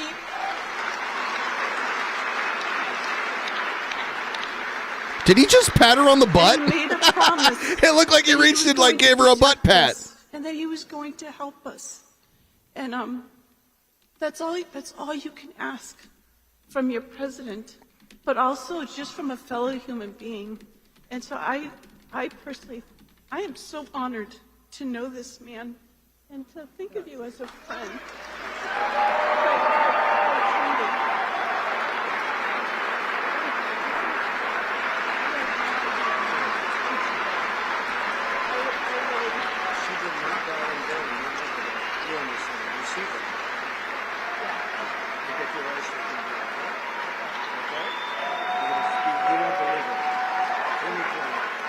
Okay, yeah, don't have this conversation now, have it later.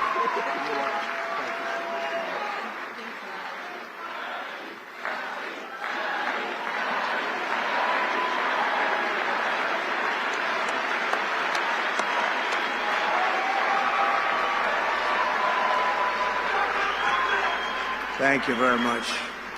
She's been through hell.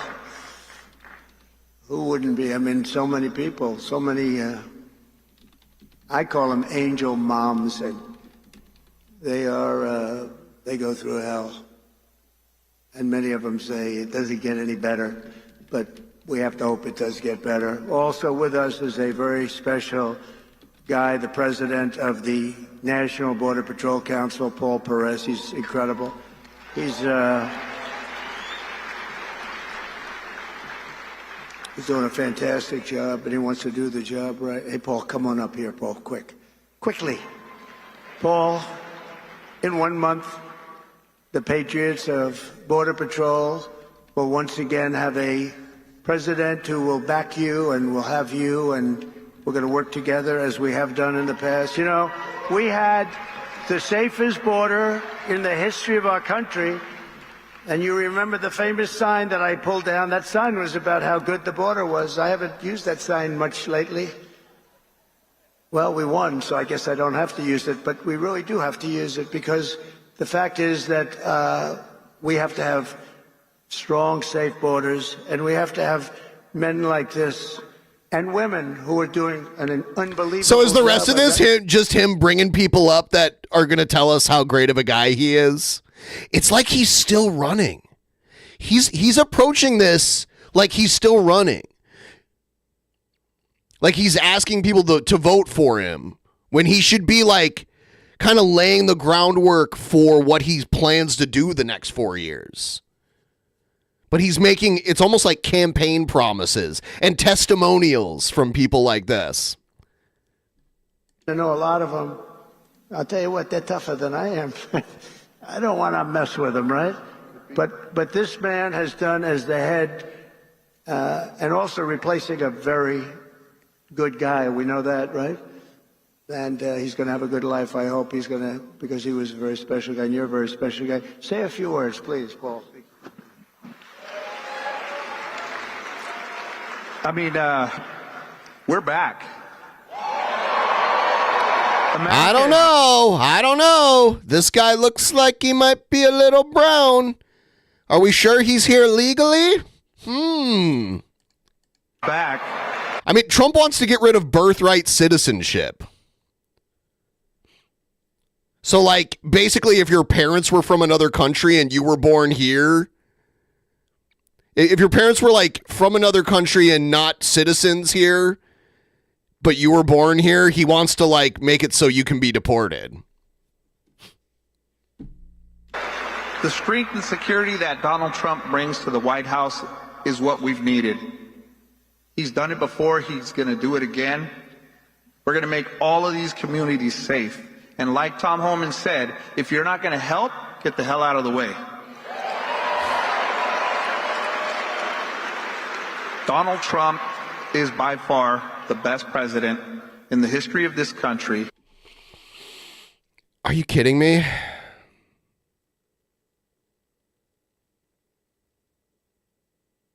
Are you kidding me?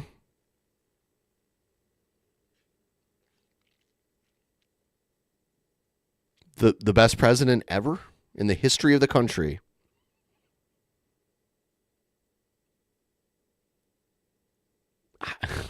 This guy is, I don't know. Sorry. And that took the wind out of my sails to hear something like that. Because even if you voted for Trump, you should at least be. No, I guess you shouldn't be because you voted for Trump. But I was going to say you should at least be able to realize that there have been way better presidents. Like if you're like an ultra conservative, you should think Reagan was a better president than Trump. I'm going to show everybody exactly why. Thank you.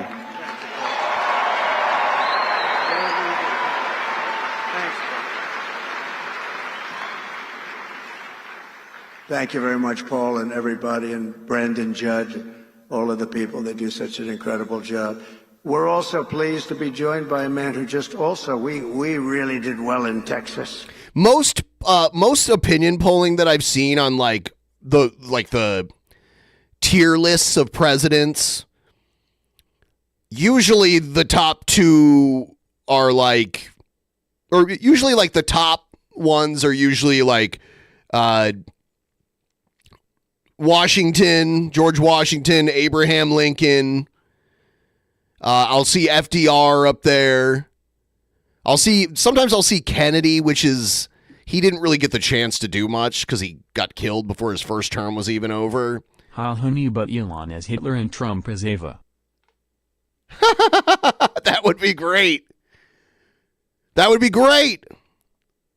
That'd be funny if someone rebooted that show. And I heard Ted's speech. So we're getting closer. We're $60 away. Thank you guys so much for helping me get close to the goal here. He can come up and speak more if he wants, or he can just, Ted's going to be going to a big event in a little while. Where's Ted Cruz? JFK was, I will say, JFK was like a unifying president, though. Like, he was adored. There wasn't as much political opposition to him, like, publicly. And he was charismatic and young, so. But yeah, he didn't really get the chance to do much as president. Is he here? He's here someplace. Ted? Ted? Anyone? Oh. Bueller? Wonder how good Trump's vision is. He's in trouble. Because he doesn't wear glasses. I wonder if he's had LASIK. But they say you can't get LASIK after 40, or you shouldn't anyway. He's in trouble. No, he was Oh no! here. He's sneaking up behind him. Oh, good. Was he about to try to hug Trump? And Trump was like, he just scared the shit out of Trump. He scared the shit out of Trump. That was actually kind of funny because Trump was like, oh God. Because you know Trump is a little scared of someone like running up on him. He's not in trouble.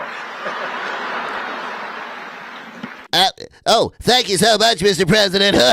Let me cup your balls for you. Keep Texas, Texas. Amen. What does that mean? By the way, Ted Cruz, not born in the United States. Both of his parents, he was born in Canada, and his father was a Cuban citizen. So does he get deported? Lion Ted? Yeah, see, Ted Cruz was someone who was very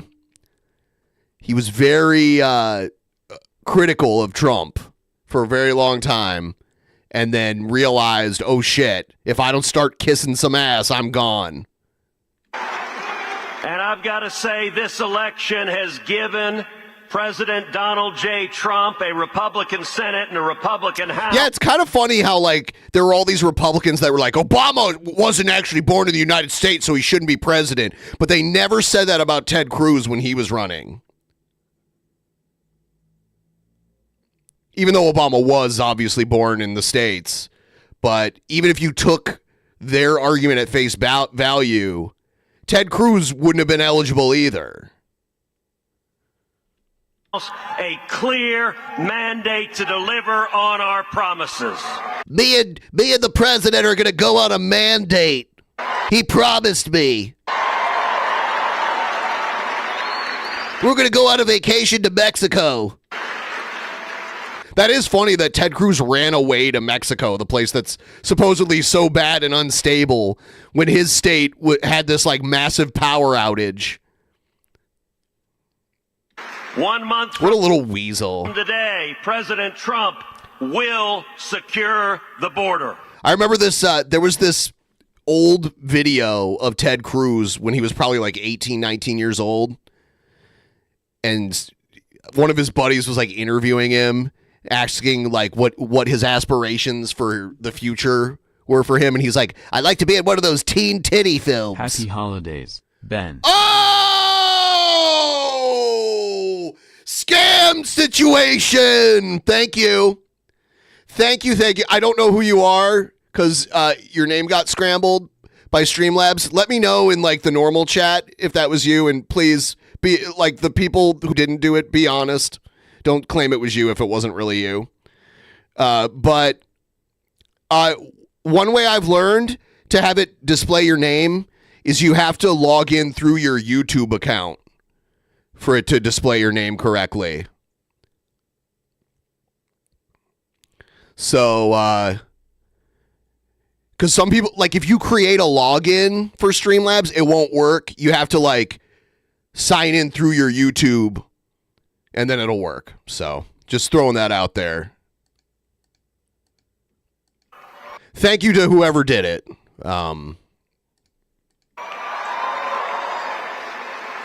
We are going to bring back jobs. We are going to lower. Are you, see, I don't know if you're being sarcastic or if you're being like, it's hard for me to pick up sarcasm through text. So I'm not sure if you're being sarcastic. For prices, we are Thank going you protect to whoever did that. I really appreciate American it. families. We're going to put criminals in jail. We are going to keep our kids safe. We are going to end foreign wars with victory. And let me do this now, just in case, because I'm going to stream for a little bit longer. I'm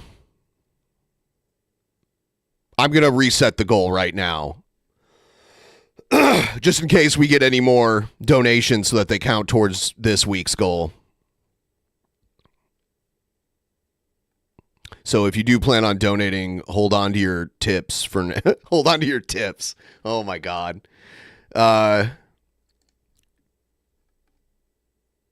tip goal. All right.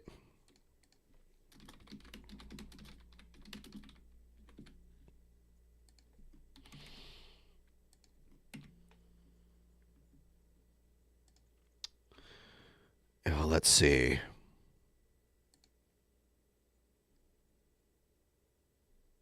All right.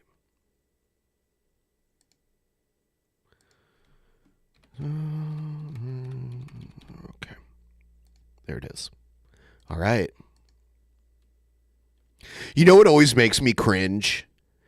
I remember this in school and like different jobs I've had. You know, that last day of work before New Year's. Everyone's like, see you next year. And it's like a couple days from now. And everyone's like, ha, isn't that funny? I'll see you next year. But it's only like tomorrow. I went to the grocery store the other day and I heard someone say that to someone who was working there, said it to one of their coworkers, and I'm like, ah, God. That's the joke.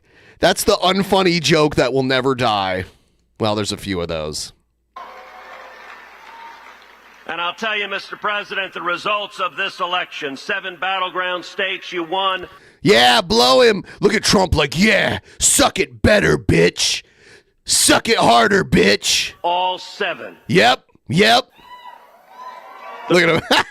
The people elected a Republican Senate and a Republican House to have your back, and we are going to deliver results.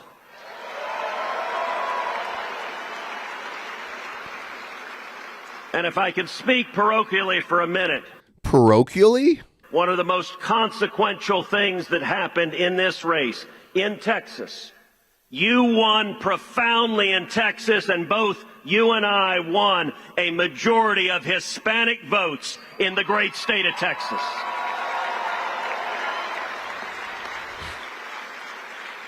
I like how Ted Cruz doesn't even use his real name. Like he anglicized his name. I'm surprised he didn't change his last name. It was the dickless penises that was PogChamp. Thank you so much. Thank you. Dickless penises. But yeah, I'm surprised he doesn't spell his last name like Tom Cruise does. And then his real first name is Rafael. Rafael Cruz. That is unprecedented. That is generational change, and it demonstrates that we are going to protect our nation. We are going to bring our country back. And it's also weird that Ted Cruz, he like did the footwork. He didn't have to do this. He did this for the optics of it. He got his Canadian citizenship revoked. Which is so weird. It's like, why does it matter? You could never go there again for the rest of your life if you don't want to. Why do you need to like go through the footwork of getting your citizenship revoked? It's so dumb. He's such a little worm. I hate him. He's one of the worst ones.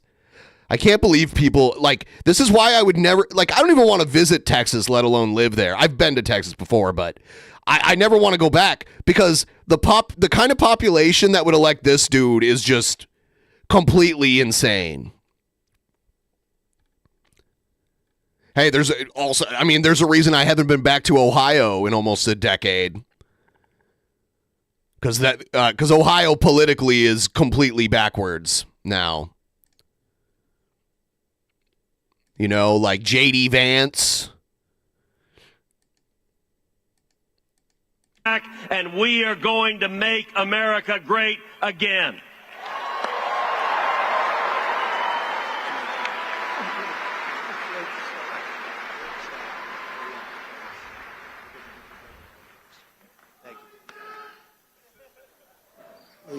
He's actually a great guy. Oh yeah, you said some pretty terrible things about him and I think his wife 8 years ago. So that's funny. What a cuck. He fucking insults him and his wife publicly, and Ted Cruz bends the knee and kisses his ring. Mike DeWine is a moderate. Mike DeWine Mike DeWine, I remember Trump saying he was going to try to primary Mike DeWine. Mike DeWine's been in politics in Ohio my entire life.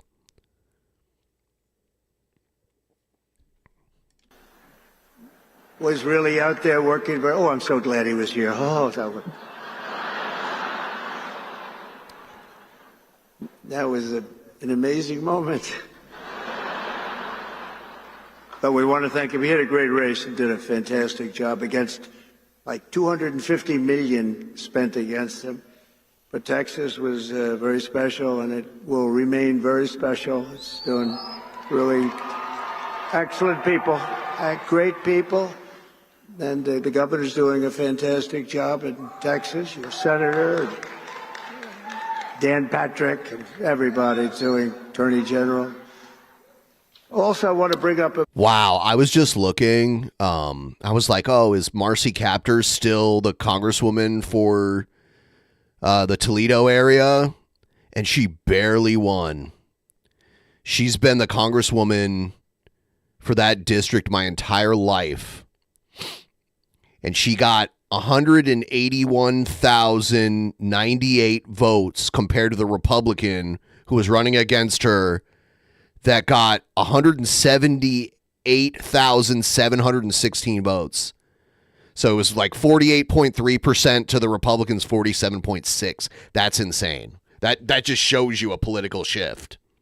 Gerrymandering worked into that too. I just remember like several years ago, Joe the plumber tried to run against her and got destroyed.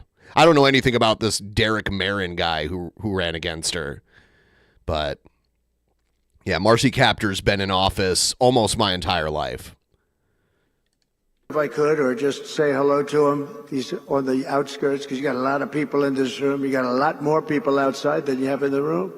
The RNC chairman, Michael Watley, who was so fantastic in what he did with Laura. The two of them were so great. Where's Michael? Come on up, Michael. So he's ran out of stuff to talk about, so now he's just bringing people up to kiss his ass in front of everybody. Come here. This guy did some job. Trump was the first Republican to get 40% of the vote in Lucas County since the 80s. That's insane. Yeah, I grew up in Toledo, and Toledo was always like a very Democrat area.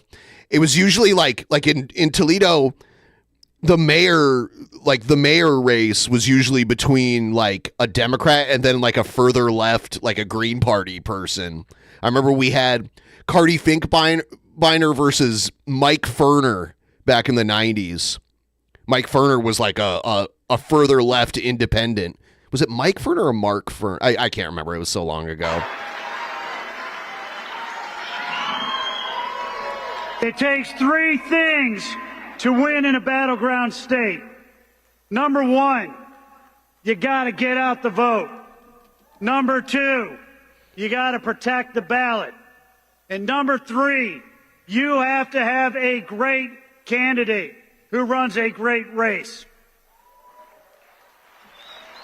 The people in this room helped us get out the vote.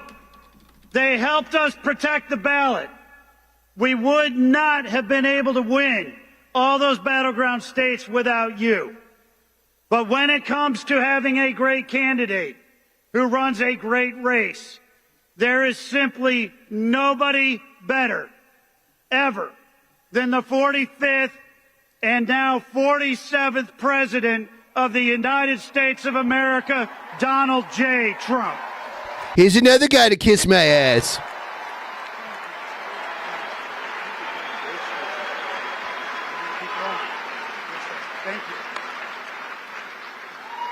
Oh, that was you, Jackpot. Sorry. You know what, Jackpot? I didn't see that.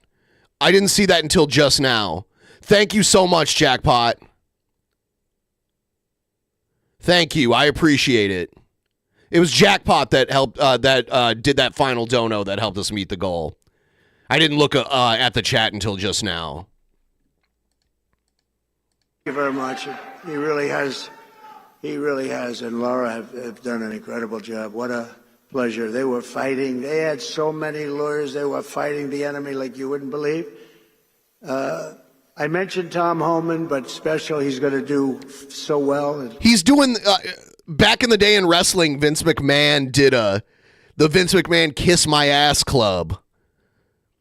And that's kind of what Trump's doing right now, only he's not. Vince McMahon literally, like, dropped his pants in the ring and had people, like, he had, like, his goons, like, shove people's faces into his bare ass. I think Trump would do that if he thought he could get away with it.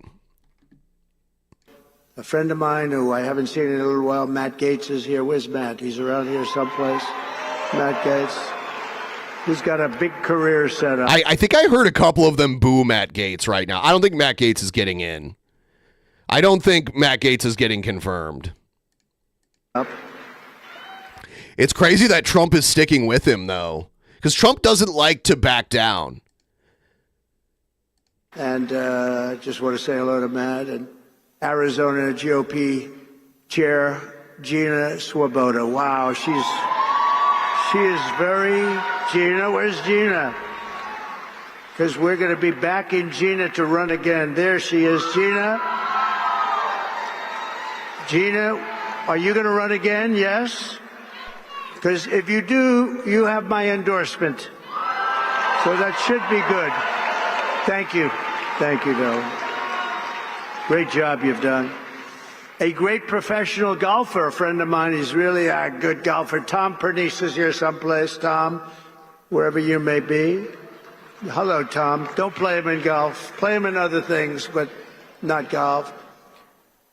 Trish Dugan is here, who is just a fantastic. Where is Trish? She's one of my great friends. Thank you very much. Has she helped? Trish has helped us. Look at my African American out there. At a level that very few people can even dream of. So I want to thank you very much. I love it when he like pointed to the black guy in the crowd at his rally and called him my African American. Trish Duggan, please. There's still a lot of time left on this video, too. Thanks. Where's Trish? I don't even know if I'm going to get to the Joe Manchin interview, and the Cavuto's boring anyway, but that was some filler stuff. Thank you, Trish. I think I see Carrie Lake. Is that Carrie Lake? Yes. Hi, Carrie. Stand up, Carrie. Oh, my God. You're going to bring Carrie Lake up?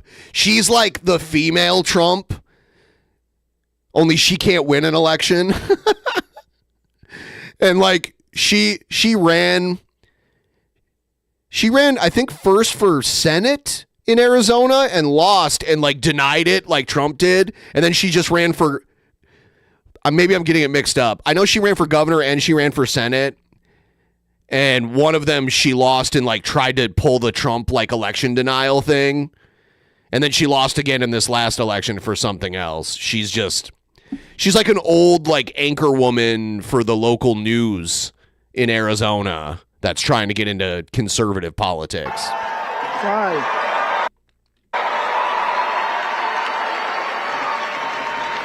Hi. Good job. Worked hard. Oh, he just had her stand up. He didn't invite her up there. I don't want to talk to you. She's a good woman and she's going to be doing something very big. It's not very big. It's one of the, like, least consequential jobs that a president can give somebody. It's not a cabinet position. Maybe bigger. It's a big one that you have, so good luck with it. You're going to do well.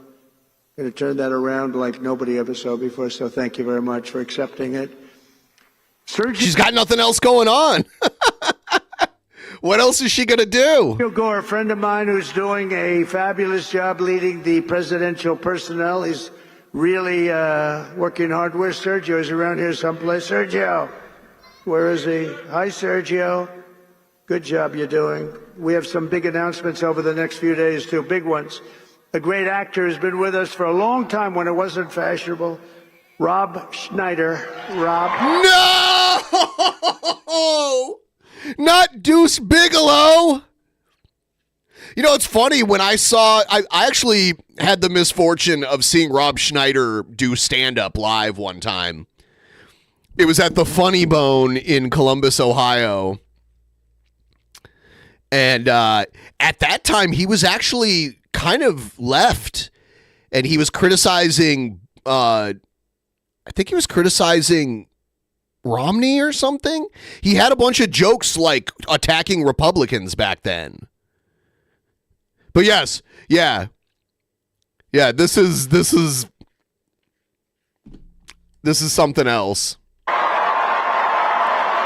Is he coming up? He was here with a few of his friends when it wasn't quite as fashionable, right, Rob? But you were here. Thank you very much. Great job you're doing, too. Is he giving Rob Schneider some kind of position? Karen Robeson, where is Karen? Karen is here, and she... Yeah, Rob Schneider is a short guy. I think he's like half Filipino or something like that. I hear running for governor. She's going to be running for governor. Where's Karen? Hi, Karen. Hello, Karen. Rob Schneider, his cabinet position is court jester. Karen, are you running for governor? I think so, Karen, because if you do, you're going to have my support. I've seen interviews with Rob Schneider talking about his mother, and he said that his mother is Filipino. And that's why they put him in Surf Ninjas, because he's kind of Asian looking. If you remember that terrible movie, Surf Ninjas. Okay? You're going to have my support. A man that is very non-controversial, a very unique, he really is a unique person, but he doesn't like controversy. His name is Steve Bannon. Has anyone ever heard of him? Boo! Boo! Hello. Hi, Steve.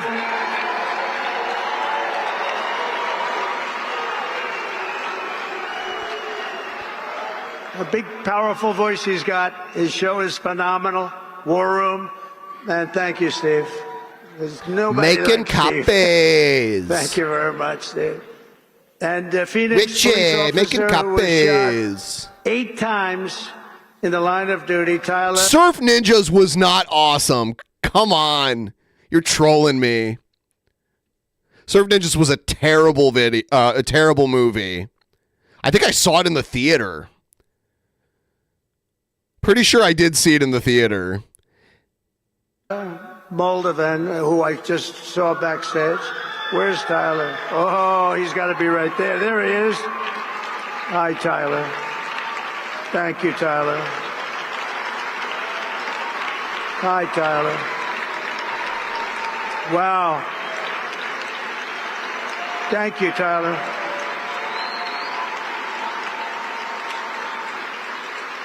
Eight times. Can you believe that? Think of that. 8 times, and he's looking great. Thank you very much. And to your family, beautiful wife. Yeah, back in the 90s, if you slapped the word ninja on something, it would usually perform fairly well. Ninja was such a popular thing. I love ninjas. My ninja. With the stroke of my pen on day 1, we're going to stop the transgender lunacy. And I will sign executive orders to end child sexual mutilation. So you're going to ban circumcision? I don't think your Jewish relatives would appreciate that. Get transgender out of the Oh, that's what you mean. military and out of our elementary schools and middle schools and high school.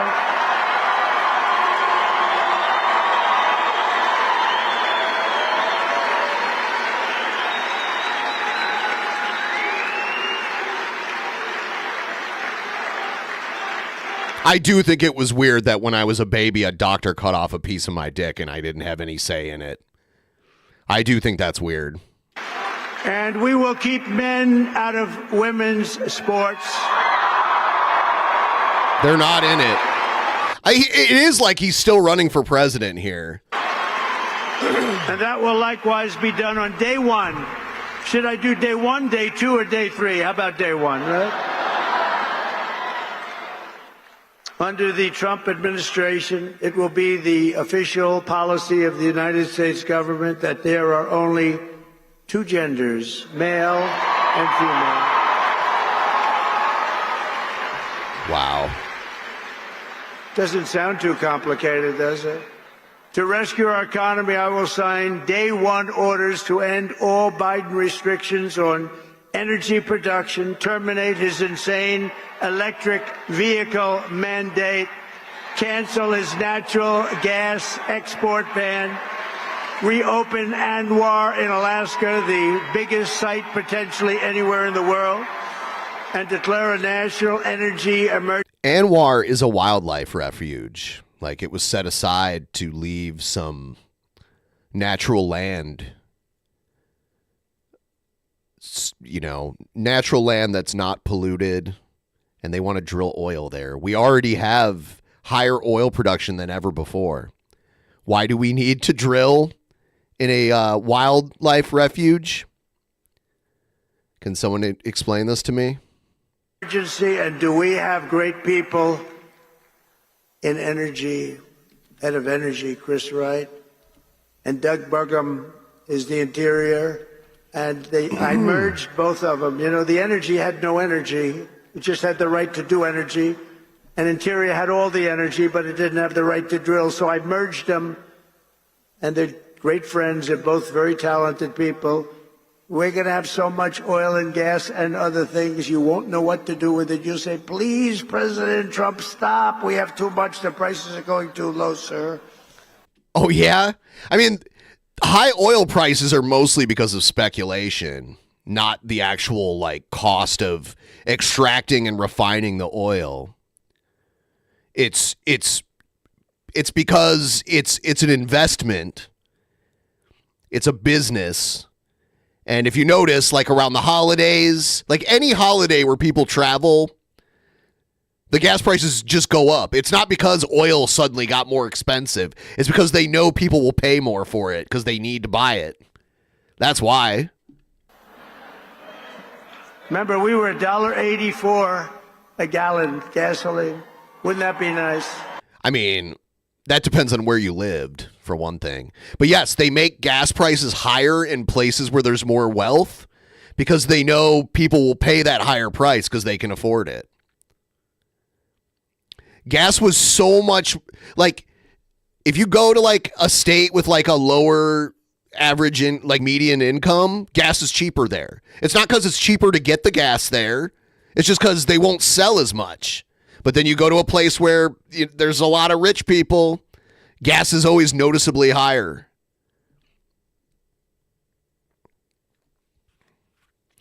Yeah, I remember pre 9/11, gas was like 98 cents a gallon in Ohio.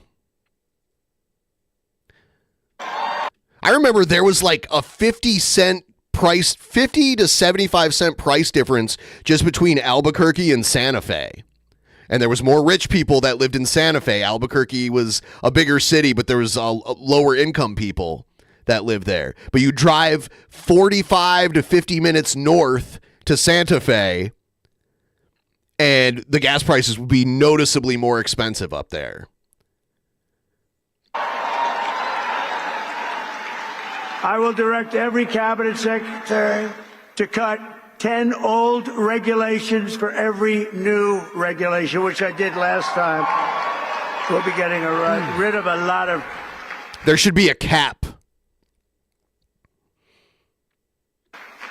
Last term, for me, we did something special. We cut more regulations by 4 times than any other president in history, and we're going to top that record. Some of those ridiculous regulations were immediately put back on, and they were just hurting our country. That's why we had the best job numbers ever. Like, I get why, like, in Hawaii it would cost more, like gas would cost more because they got to, like, ship it all the way out to this remote island in the middle of the Pacific Ocean. But in the continental United States, we have the infrastructure, especially in cities, to get gasoline places. There shouldn't be this huge disparity between the cost of gas in Ohio and the cost of gas in California. There shouldn't be. It's all based on speculation and where they think they can get the most money out of people. Because of what we did with regulation. You know, we cut taxes more than any president in history. I love how the Republican talking point is regulation bad. Regulation protects us. And we cut regulations more than any president in history. And when I asked the people that run the big companies, which is more important, cutting the taxes or cutting the regulations? Every single one of them so far has said the regulations were more important for jobs and everything else. Who would think? Everybody has to pay taxes, though. The regulations only help the businesses that want to make things more dangerous for the sake of making more profit. But I will order federal workers to get back to the office in person or be terminated from the job immediately. And we will create the new Department of Government Efficiency headed by Elon Musk. Oh, the real president, you mean? I never thought we'd live in a world, sorry, this was naive, where like the richest man on earth buys the presidency, essentially. He can't run for president because he wasn't born here. But, the president, the current, or the guy who's about to be president is broke because he has all these legal troubles. So he has the richest guy on earth orbit him and give him that sweet money. And because of that, he gets a cabinet position and gets to call the shots. They're always around each other now.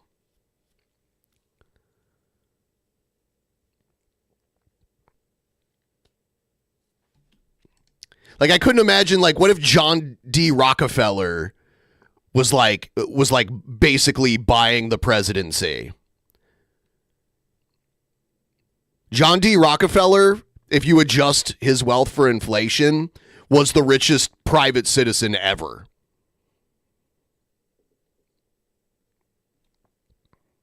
He was an oil tycoon, the first oil tycoon, I think. That money still exists. Like the Rockefeller fortune is still a thing. And John D. Rockefeller lived like the early 1900s. And no, he's not taking the presidency. Oh, you see, his ego won't let him say that Elon's calling the shots, though. I like having smart people. You know, they're on a new kick. Russia, Ukraine, all the different hoaxes. And the new one is President Trump has ceded the presidency to Elon Musk. No, that's not happening.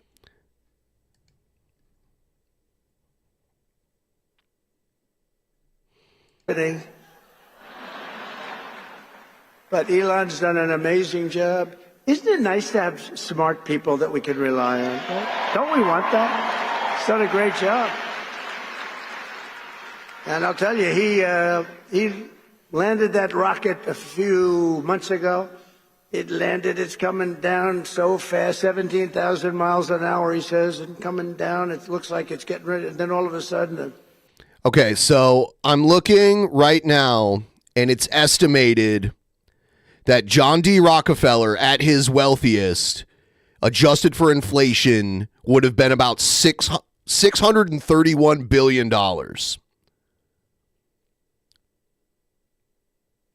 That's his net worth.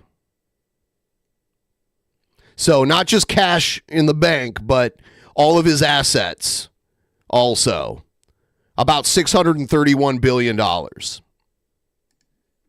Jets I do not believe Elon has that. go on, it slows it down, then it's almost stopped it. Then it guides it over left, right, up, high, down. I said, what the hell's going on? Because nobody ever saw this before. And then it has the big gantry, very expensive. It looks like it's going to be smashed to smithereens. And then those jet engines roared from the bottom. It's coming in this way, a little hot.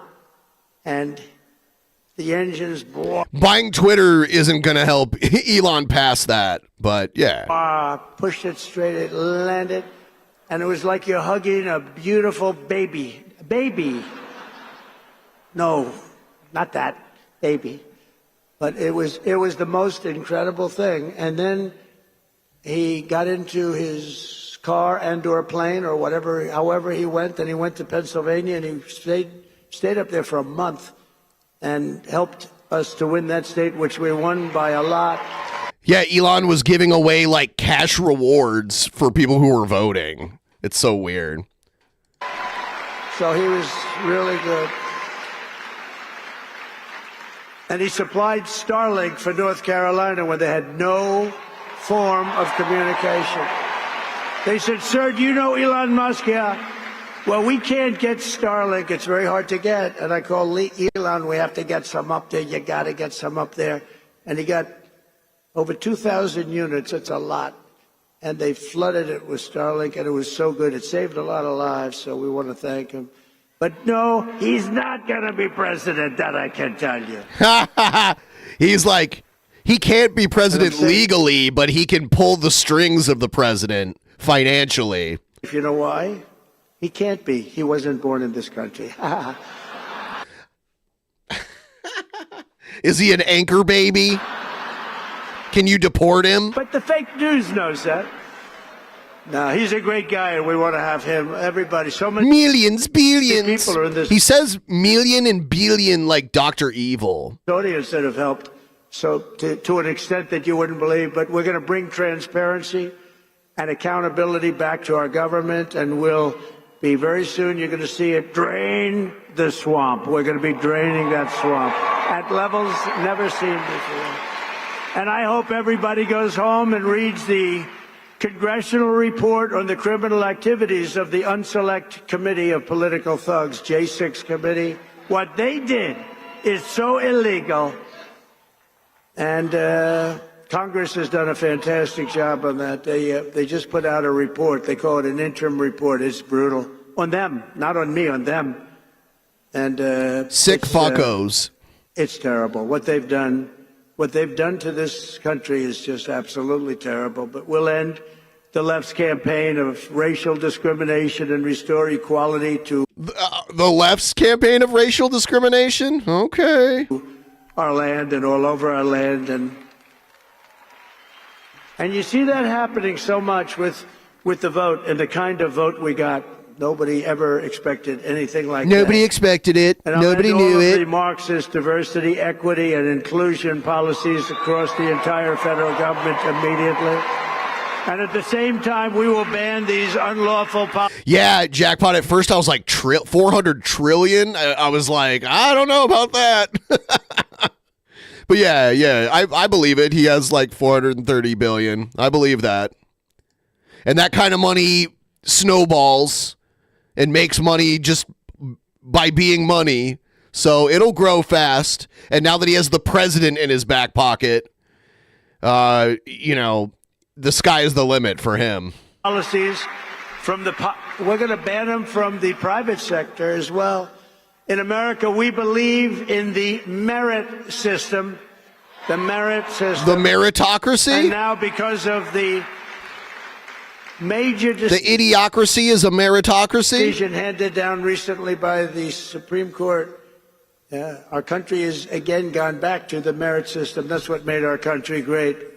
And I want to just thank the Supreme Court because that took a great deal of courage. The most corrupt court we've probably ever had. To do that. And some people were surprised by it, but that's what made us great. Merit made us great. I will direct our military to begin construction of the great Iron Dome missile defense shield, which will be made. Iron Dome kind of sounds like Iron Curtain. All in the USA, much of it right here in Arizona. You know, Ronald Reagan wanted to do it many, many years ago, but they didn't really have the technology. It's lucky that he didn't because they didn't, but they have it now. We can knock a needle out of the sky. And as Commander-in-Chief, I will restore the proud and historic names of our great military bases like Fort Bragg. We're going to get them back. There's nothing we need from Mars that I'm aware of. I mean, it'd be a cool accomplishment, but it's basically a suicide mission for whoever decides to be the person that goes there. It doesn't seem like, I mean, like, it's something. Yeah, I don't know. And woke has to stop. Woke has to stop. Because along with everything else, it's destroying our country. We're going to stop woke. Woke. Woke is bullshit. Ooh, you said a bad word.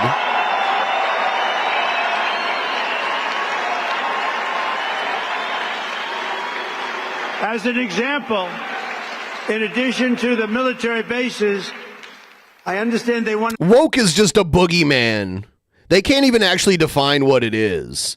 It's a boogeyman that comes from the left. And now rename 14 ships. We want to rename them. Some of these ships have had a great... Nobody asked woke to be cute. And glorious past. They want to take the name off and put another name down. Oh, I can imagine whose name they're going to put up. Not going to happen with me. It's not happening with me, I can promise you that. Oh. The actions I have described today are just a small preview of the common sense revolution, because that's what I call it, a common sense. He's renaming mountains. He gave this whole history at the beginning of the speech. He gave this whole history lesson on William McKinley and how the mountain, the tallest mountain in the country, was named after him. And then they renamed it the indigenous name, Mount Denali. And like how this is like a big travesty, and he's going to change it back to McKinley. Alaska wasn't even a state when McKinley was alive, and it's like, why does it matter? It's just a mountain. Just name it what the people who they named it back what the indigenous people who live there before Alaska was American territory called it. Revolution that's coming. It's a non-issue. Soon to America, to a theater near you, right? But it's coming to you through your president, Donald J. Trump. The people have given us their trust, and Yes. Alaska became a state around 1950, like mid-20th century, and McKinley died in 1901. In return, we're going to give them the best day one, the biggest first week, and the most extraordinary first 100 days of any president in American history. And in conclusion, on January 20th, the United States will turn the page forever on 4 long, horrible years of failure, incompetence, national decline, and we will inaugurate... Oh, was it 1959? Yeah.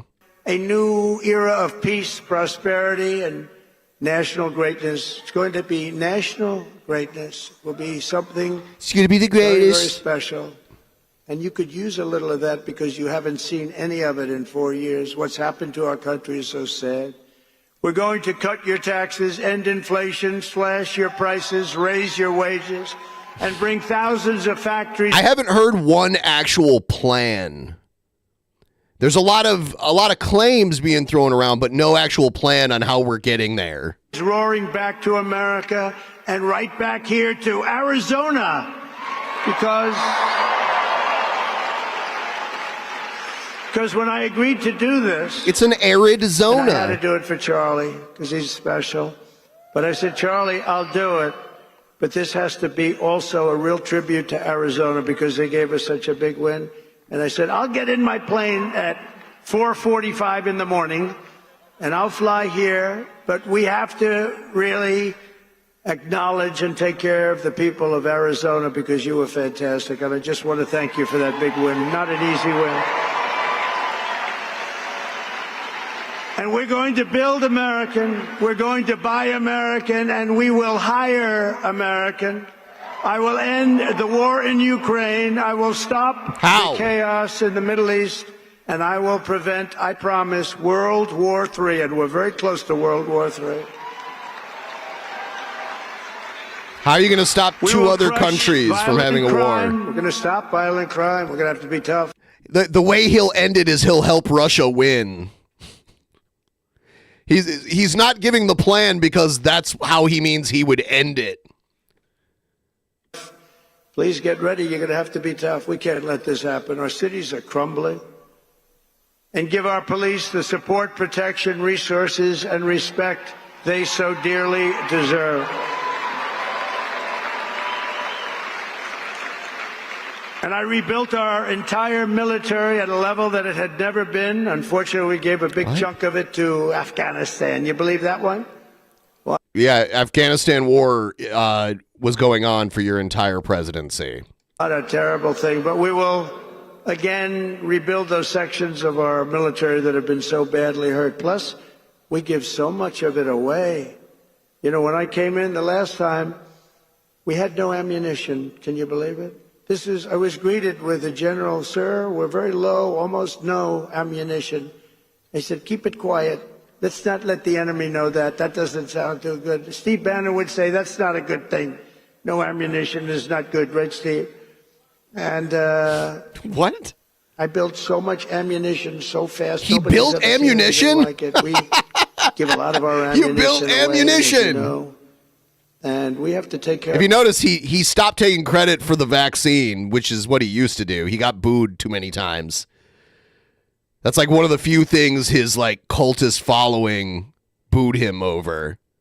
of ourselves. We have to protect ourselves. The anti-vax cult is more powerful than the Trump cult.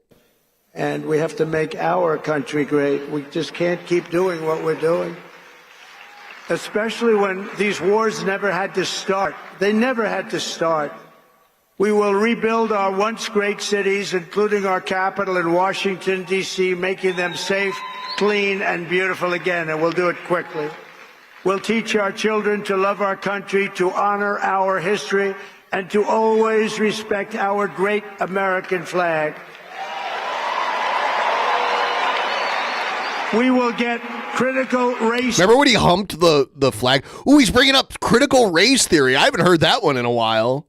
Theory and transgender insanity the hell out of our schools, and we're going to get it out of our schools very fast. I will defend religious liberty. I will restore free speech, and I will defend the right to keep. Free speech still exists. I mean, he's the one that wants to sue journalists and shit and even prosecute them. So how's he restoring free speech? And bear arms. And after years of building up foreign nations, defending foreign borders, and protecting foreign lands, we are finally going to build up all of their pet issues are actually non-issues. Our country, defend our borders, and protect our citizens. We're going to protect our citizens. And we will stop illegal immigration once. You won't stop it. It'll still keep happening. For all, it's going to stop. You're not going to have an invasion of our country any longer. That will stop in just a few very short weeks. We will not be occupied. We will not be overrun. We will not be conquered. We will be a free and proud nation again, a nation led by competent people, a nation that we can be proud of. We're going to be so proud of our nation. We already are. It's already happened. Remember what I said. There's new light all over the world, not just here. All over the world. Everyone will prosper. Every family will thrive. And every day will be filled with opportunity and hope. And will be filled with a thing called the American dream. You're gonna have the American dream back. It's so ridiculous. I have to laugh. For the past 9 years. Do you think he'll still hold campaign rallies after he gets into the White House? You and I fought side by side against the most sinister and corrupt forces on earth. And in our magnificent victory on November 5th, you showed them once and for all that this nation does not belong to them. This nation belongs to you. That's what happened. Who's them? What does he mean, them? It was hardworking patriots like you who built this country. I feel like Trump won't stop the rallies for the same reason like the Rolling Stones won't stop touring, even though they're like 90. Like they're addicted to that rush of being in front of a crowd of like screaming fans, and they make money doing it. And these rallies make money. They do. And in 2024, it was hardworking patriots like This event that he's at right now made money. They netted a profit from this. Like you who turned out and voted and saved our country. That's what happened. After all we have been through together, we now stand on the verge of the 4 greatest years in American history. We're going to make these the 4 greatest years in the history of our country. With your help, we will restore America's promise. We will rebuild the nation that we love, and we will do it The Rolling Stones are still touring. I just looked it up. They have a tour coming up this spring. Their first tour date is in the UK on March 8th. And they're coming to North America because I see the next one is in Canada. How old is Mick Jagger? Mick Jagger is 81. So I said 90, but I was like 10 years off. Keith Richards, the guy who should have died like 2 decades ago, 81. So they're okay. Their drummer was like pretty old, but it looks like he might have retired.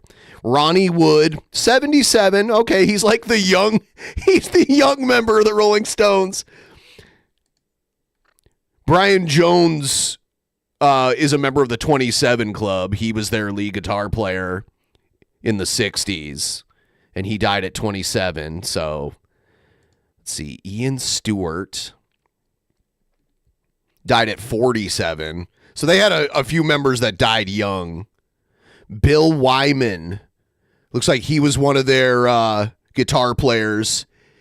He's still alive. He's 88. So if he was still in the band, he'd be the oldest member. Charlie Watts, he was their drummer, and he died at 80. He was their drummer, their longest standing drummer. And Mick Taylor, I'm not sure who this guy is. Known as Little Mick, because he was the younger Mick in the Stones, but he's not a member of the band anymore either.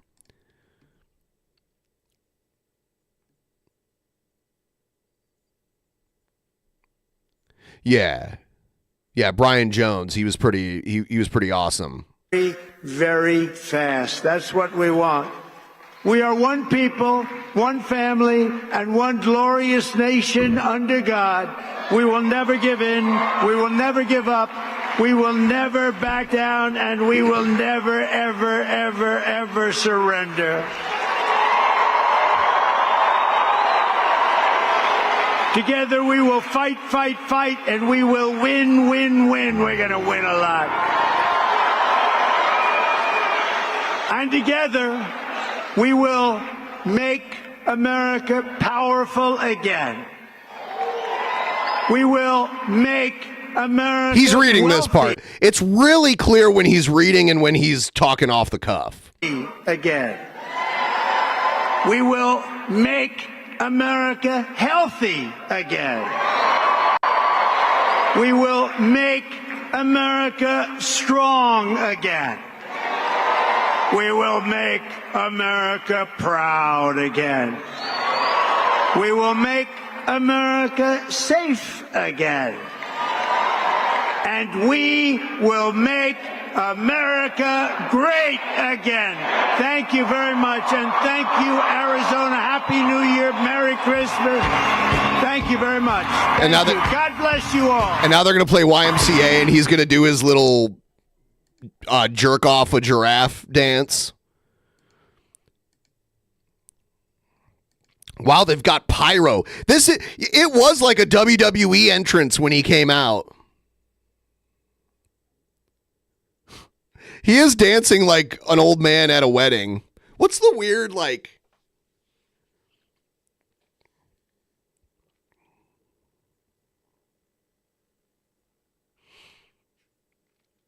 Yeah, I don't want to play the music, but you get it. Is he going to do a little more? Yep, there he is. He's going to take a golf swing.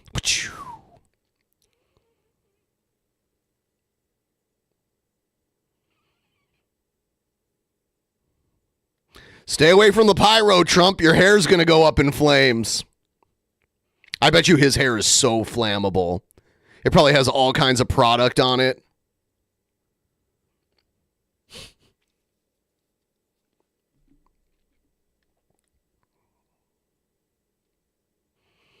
All right. He's gone.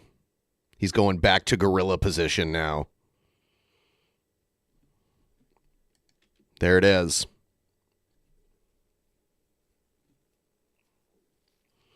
Okay. So, we reached the goal.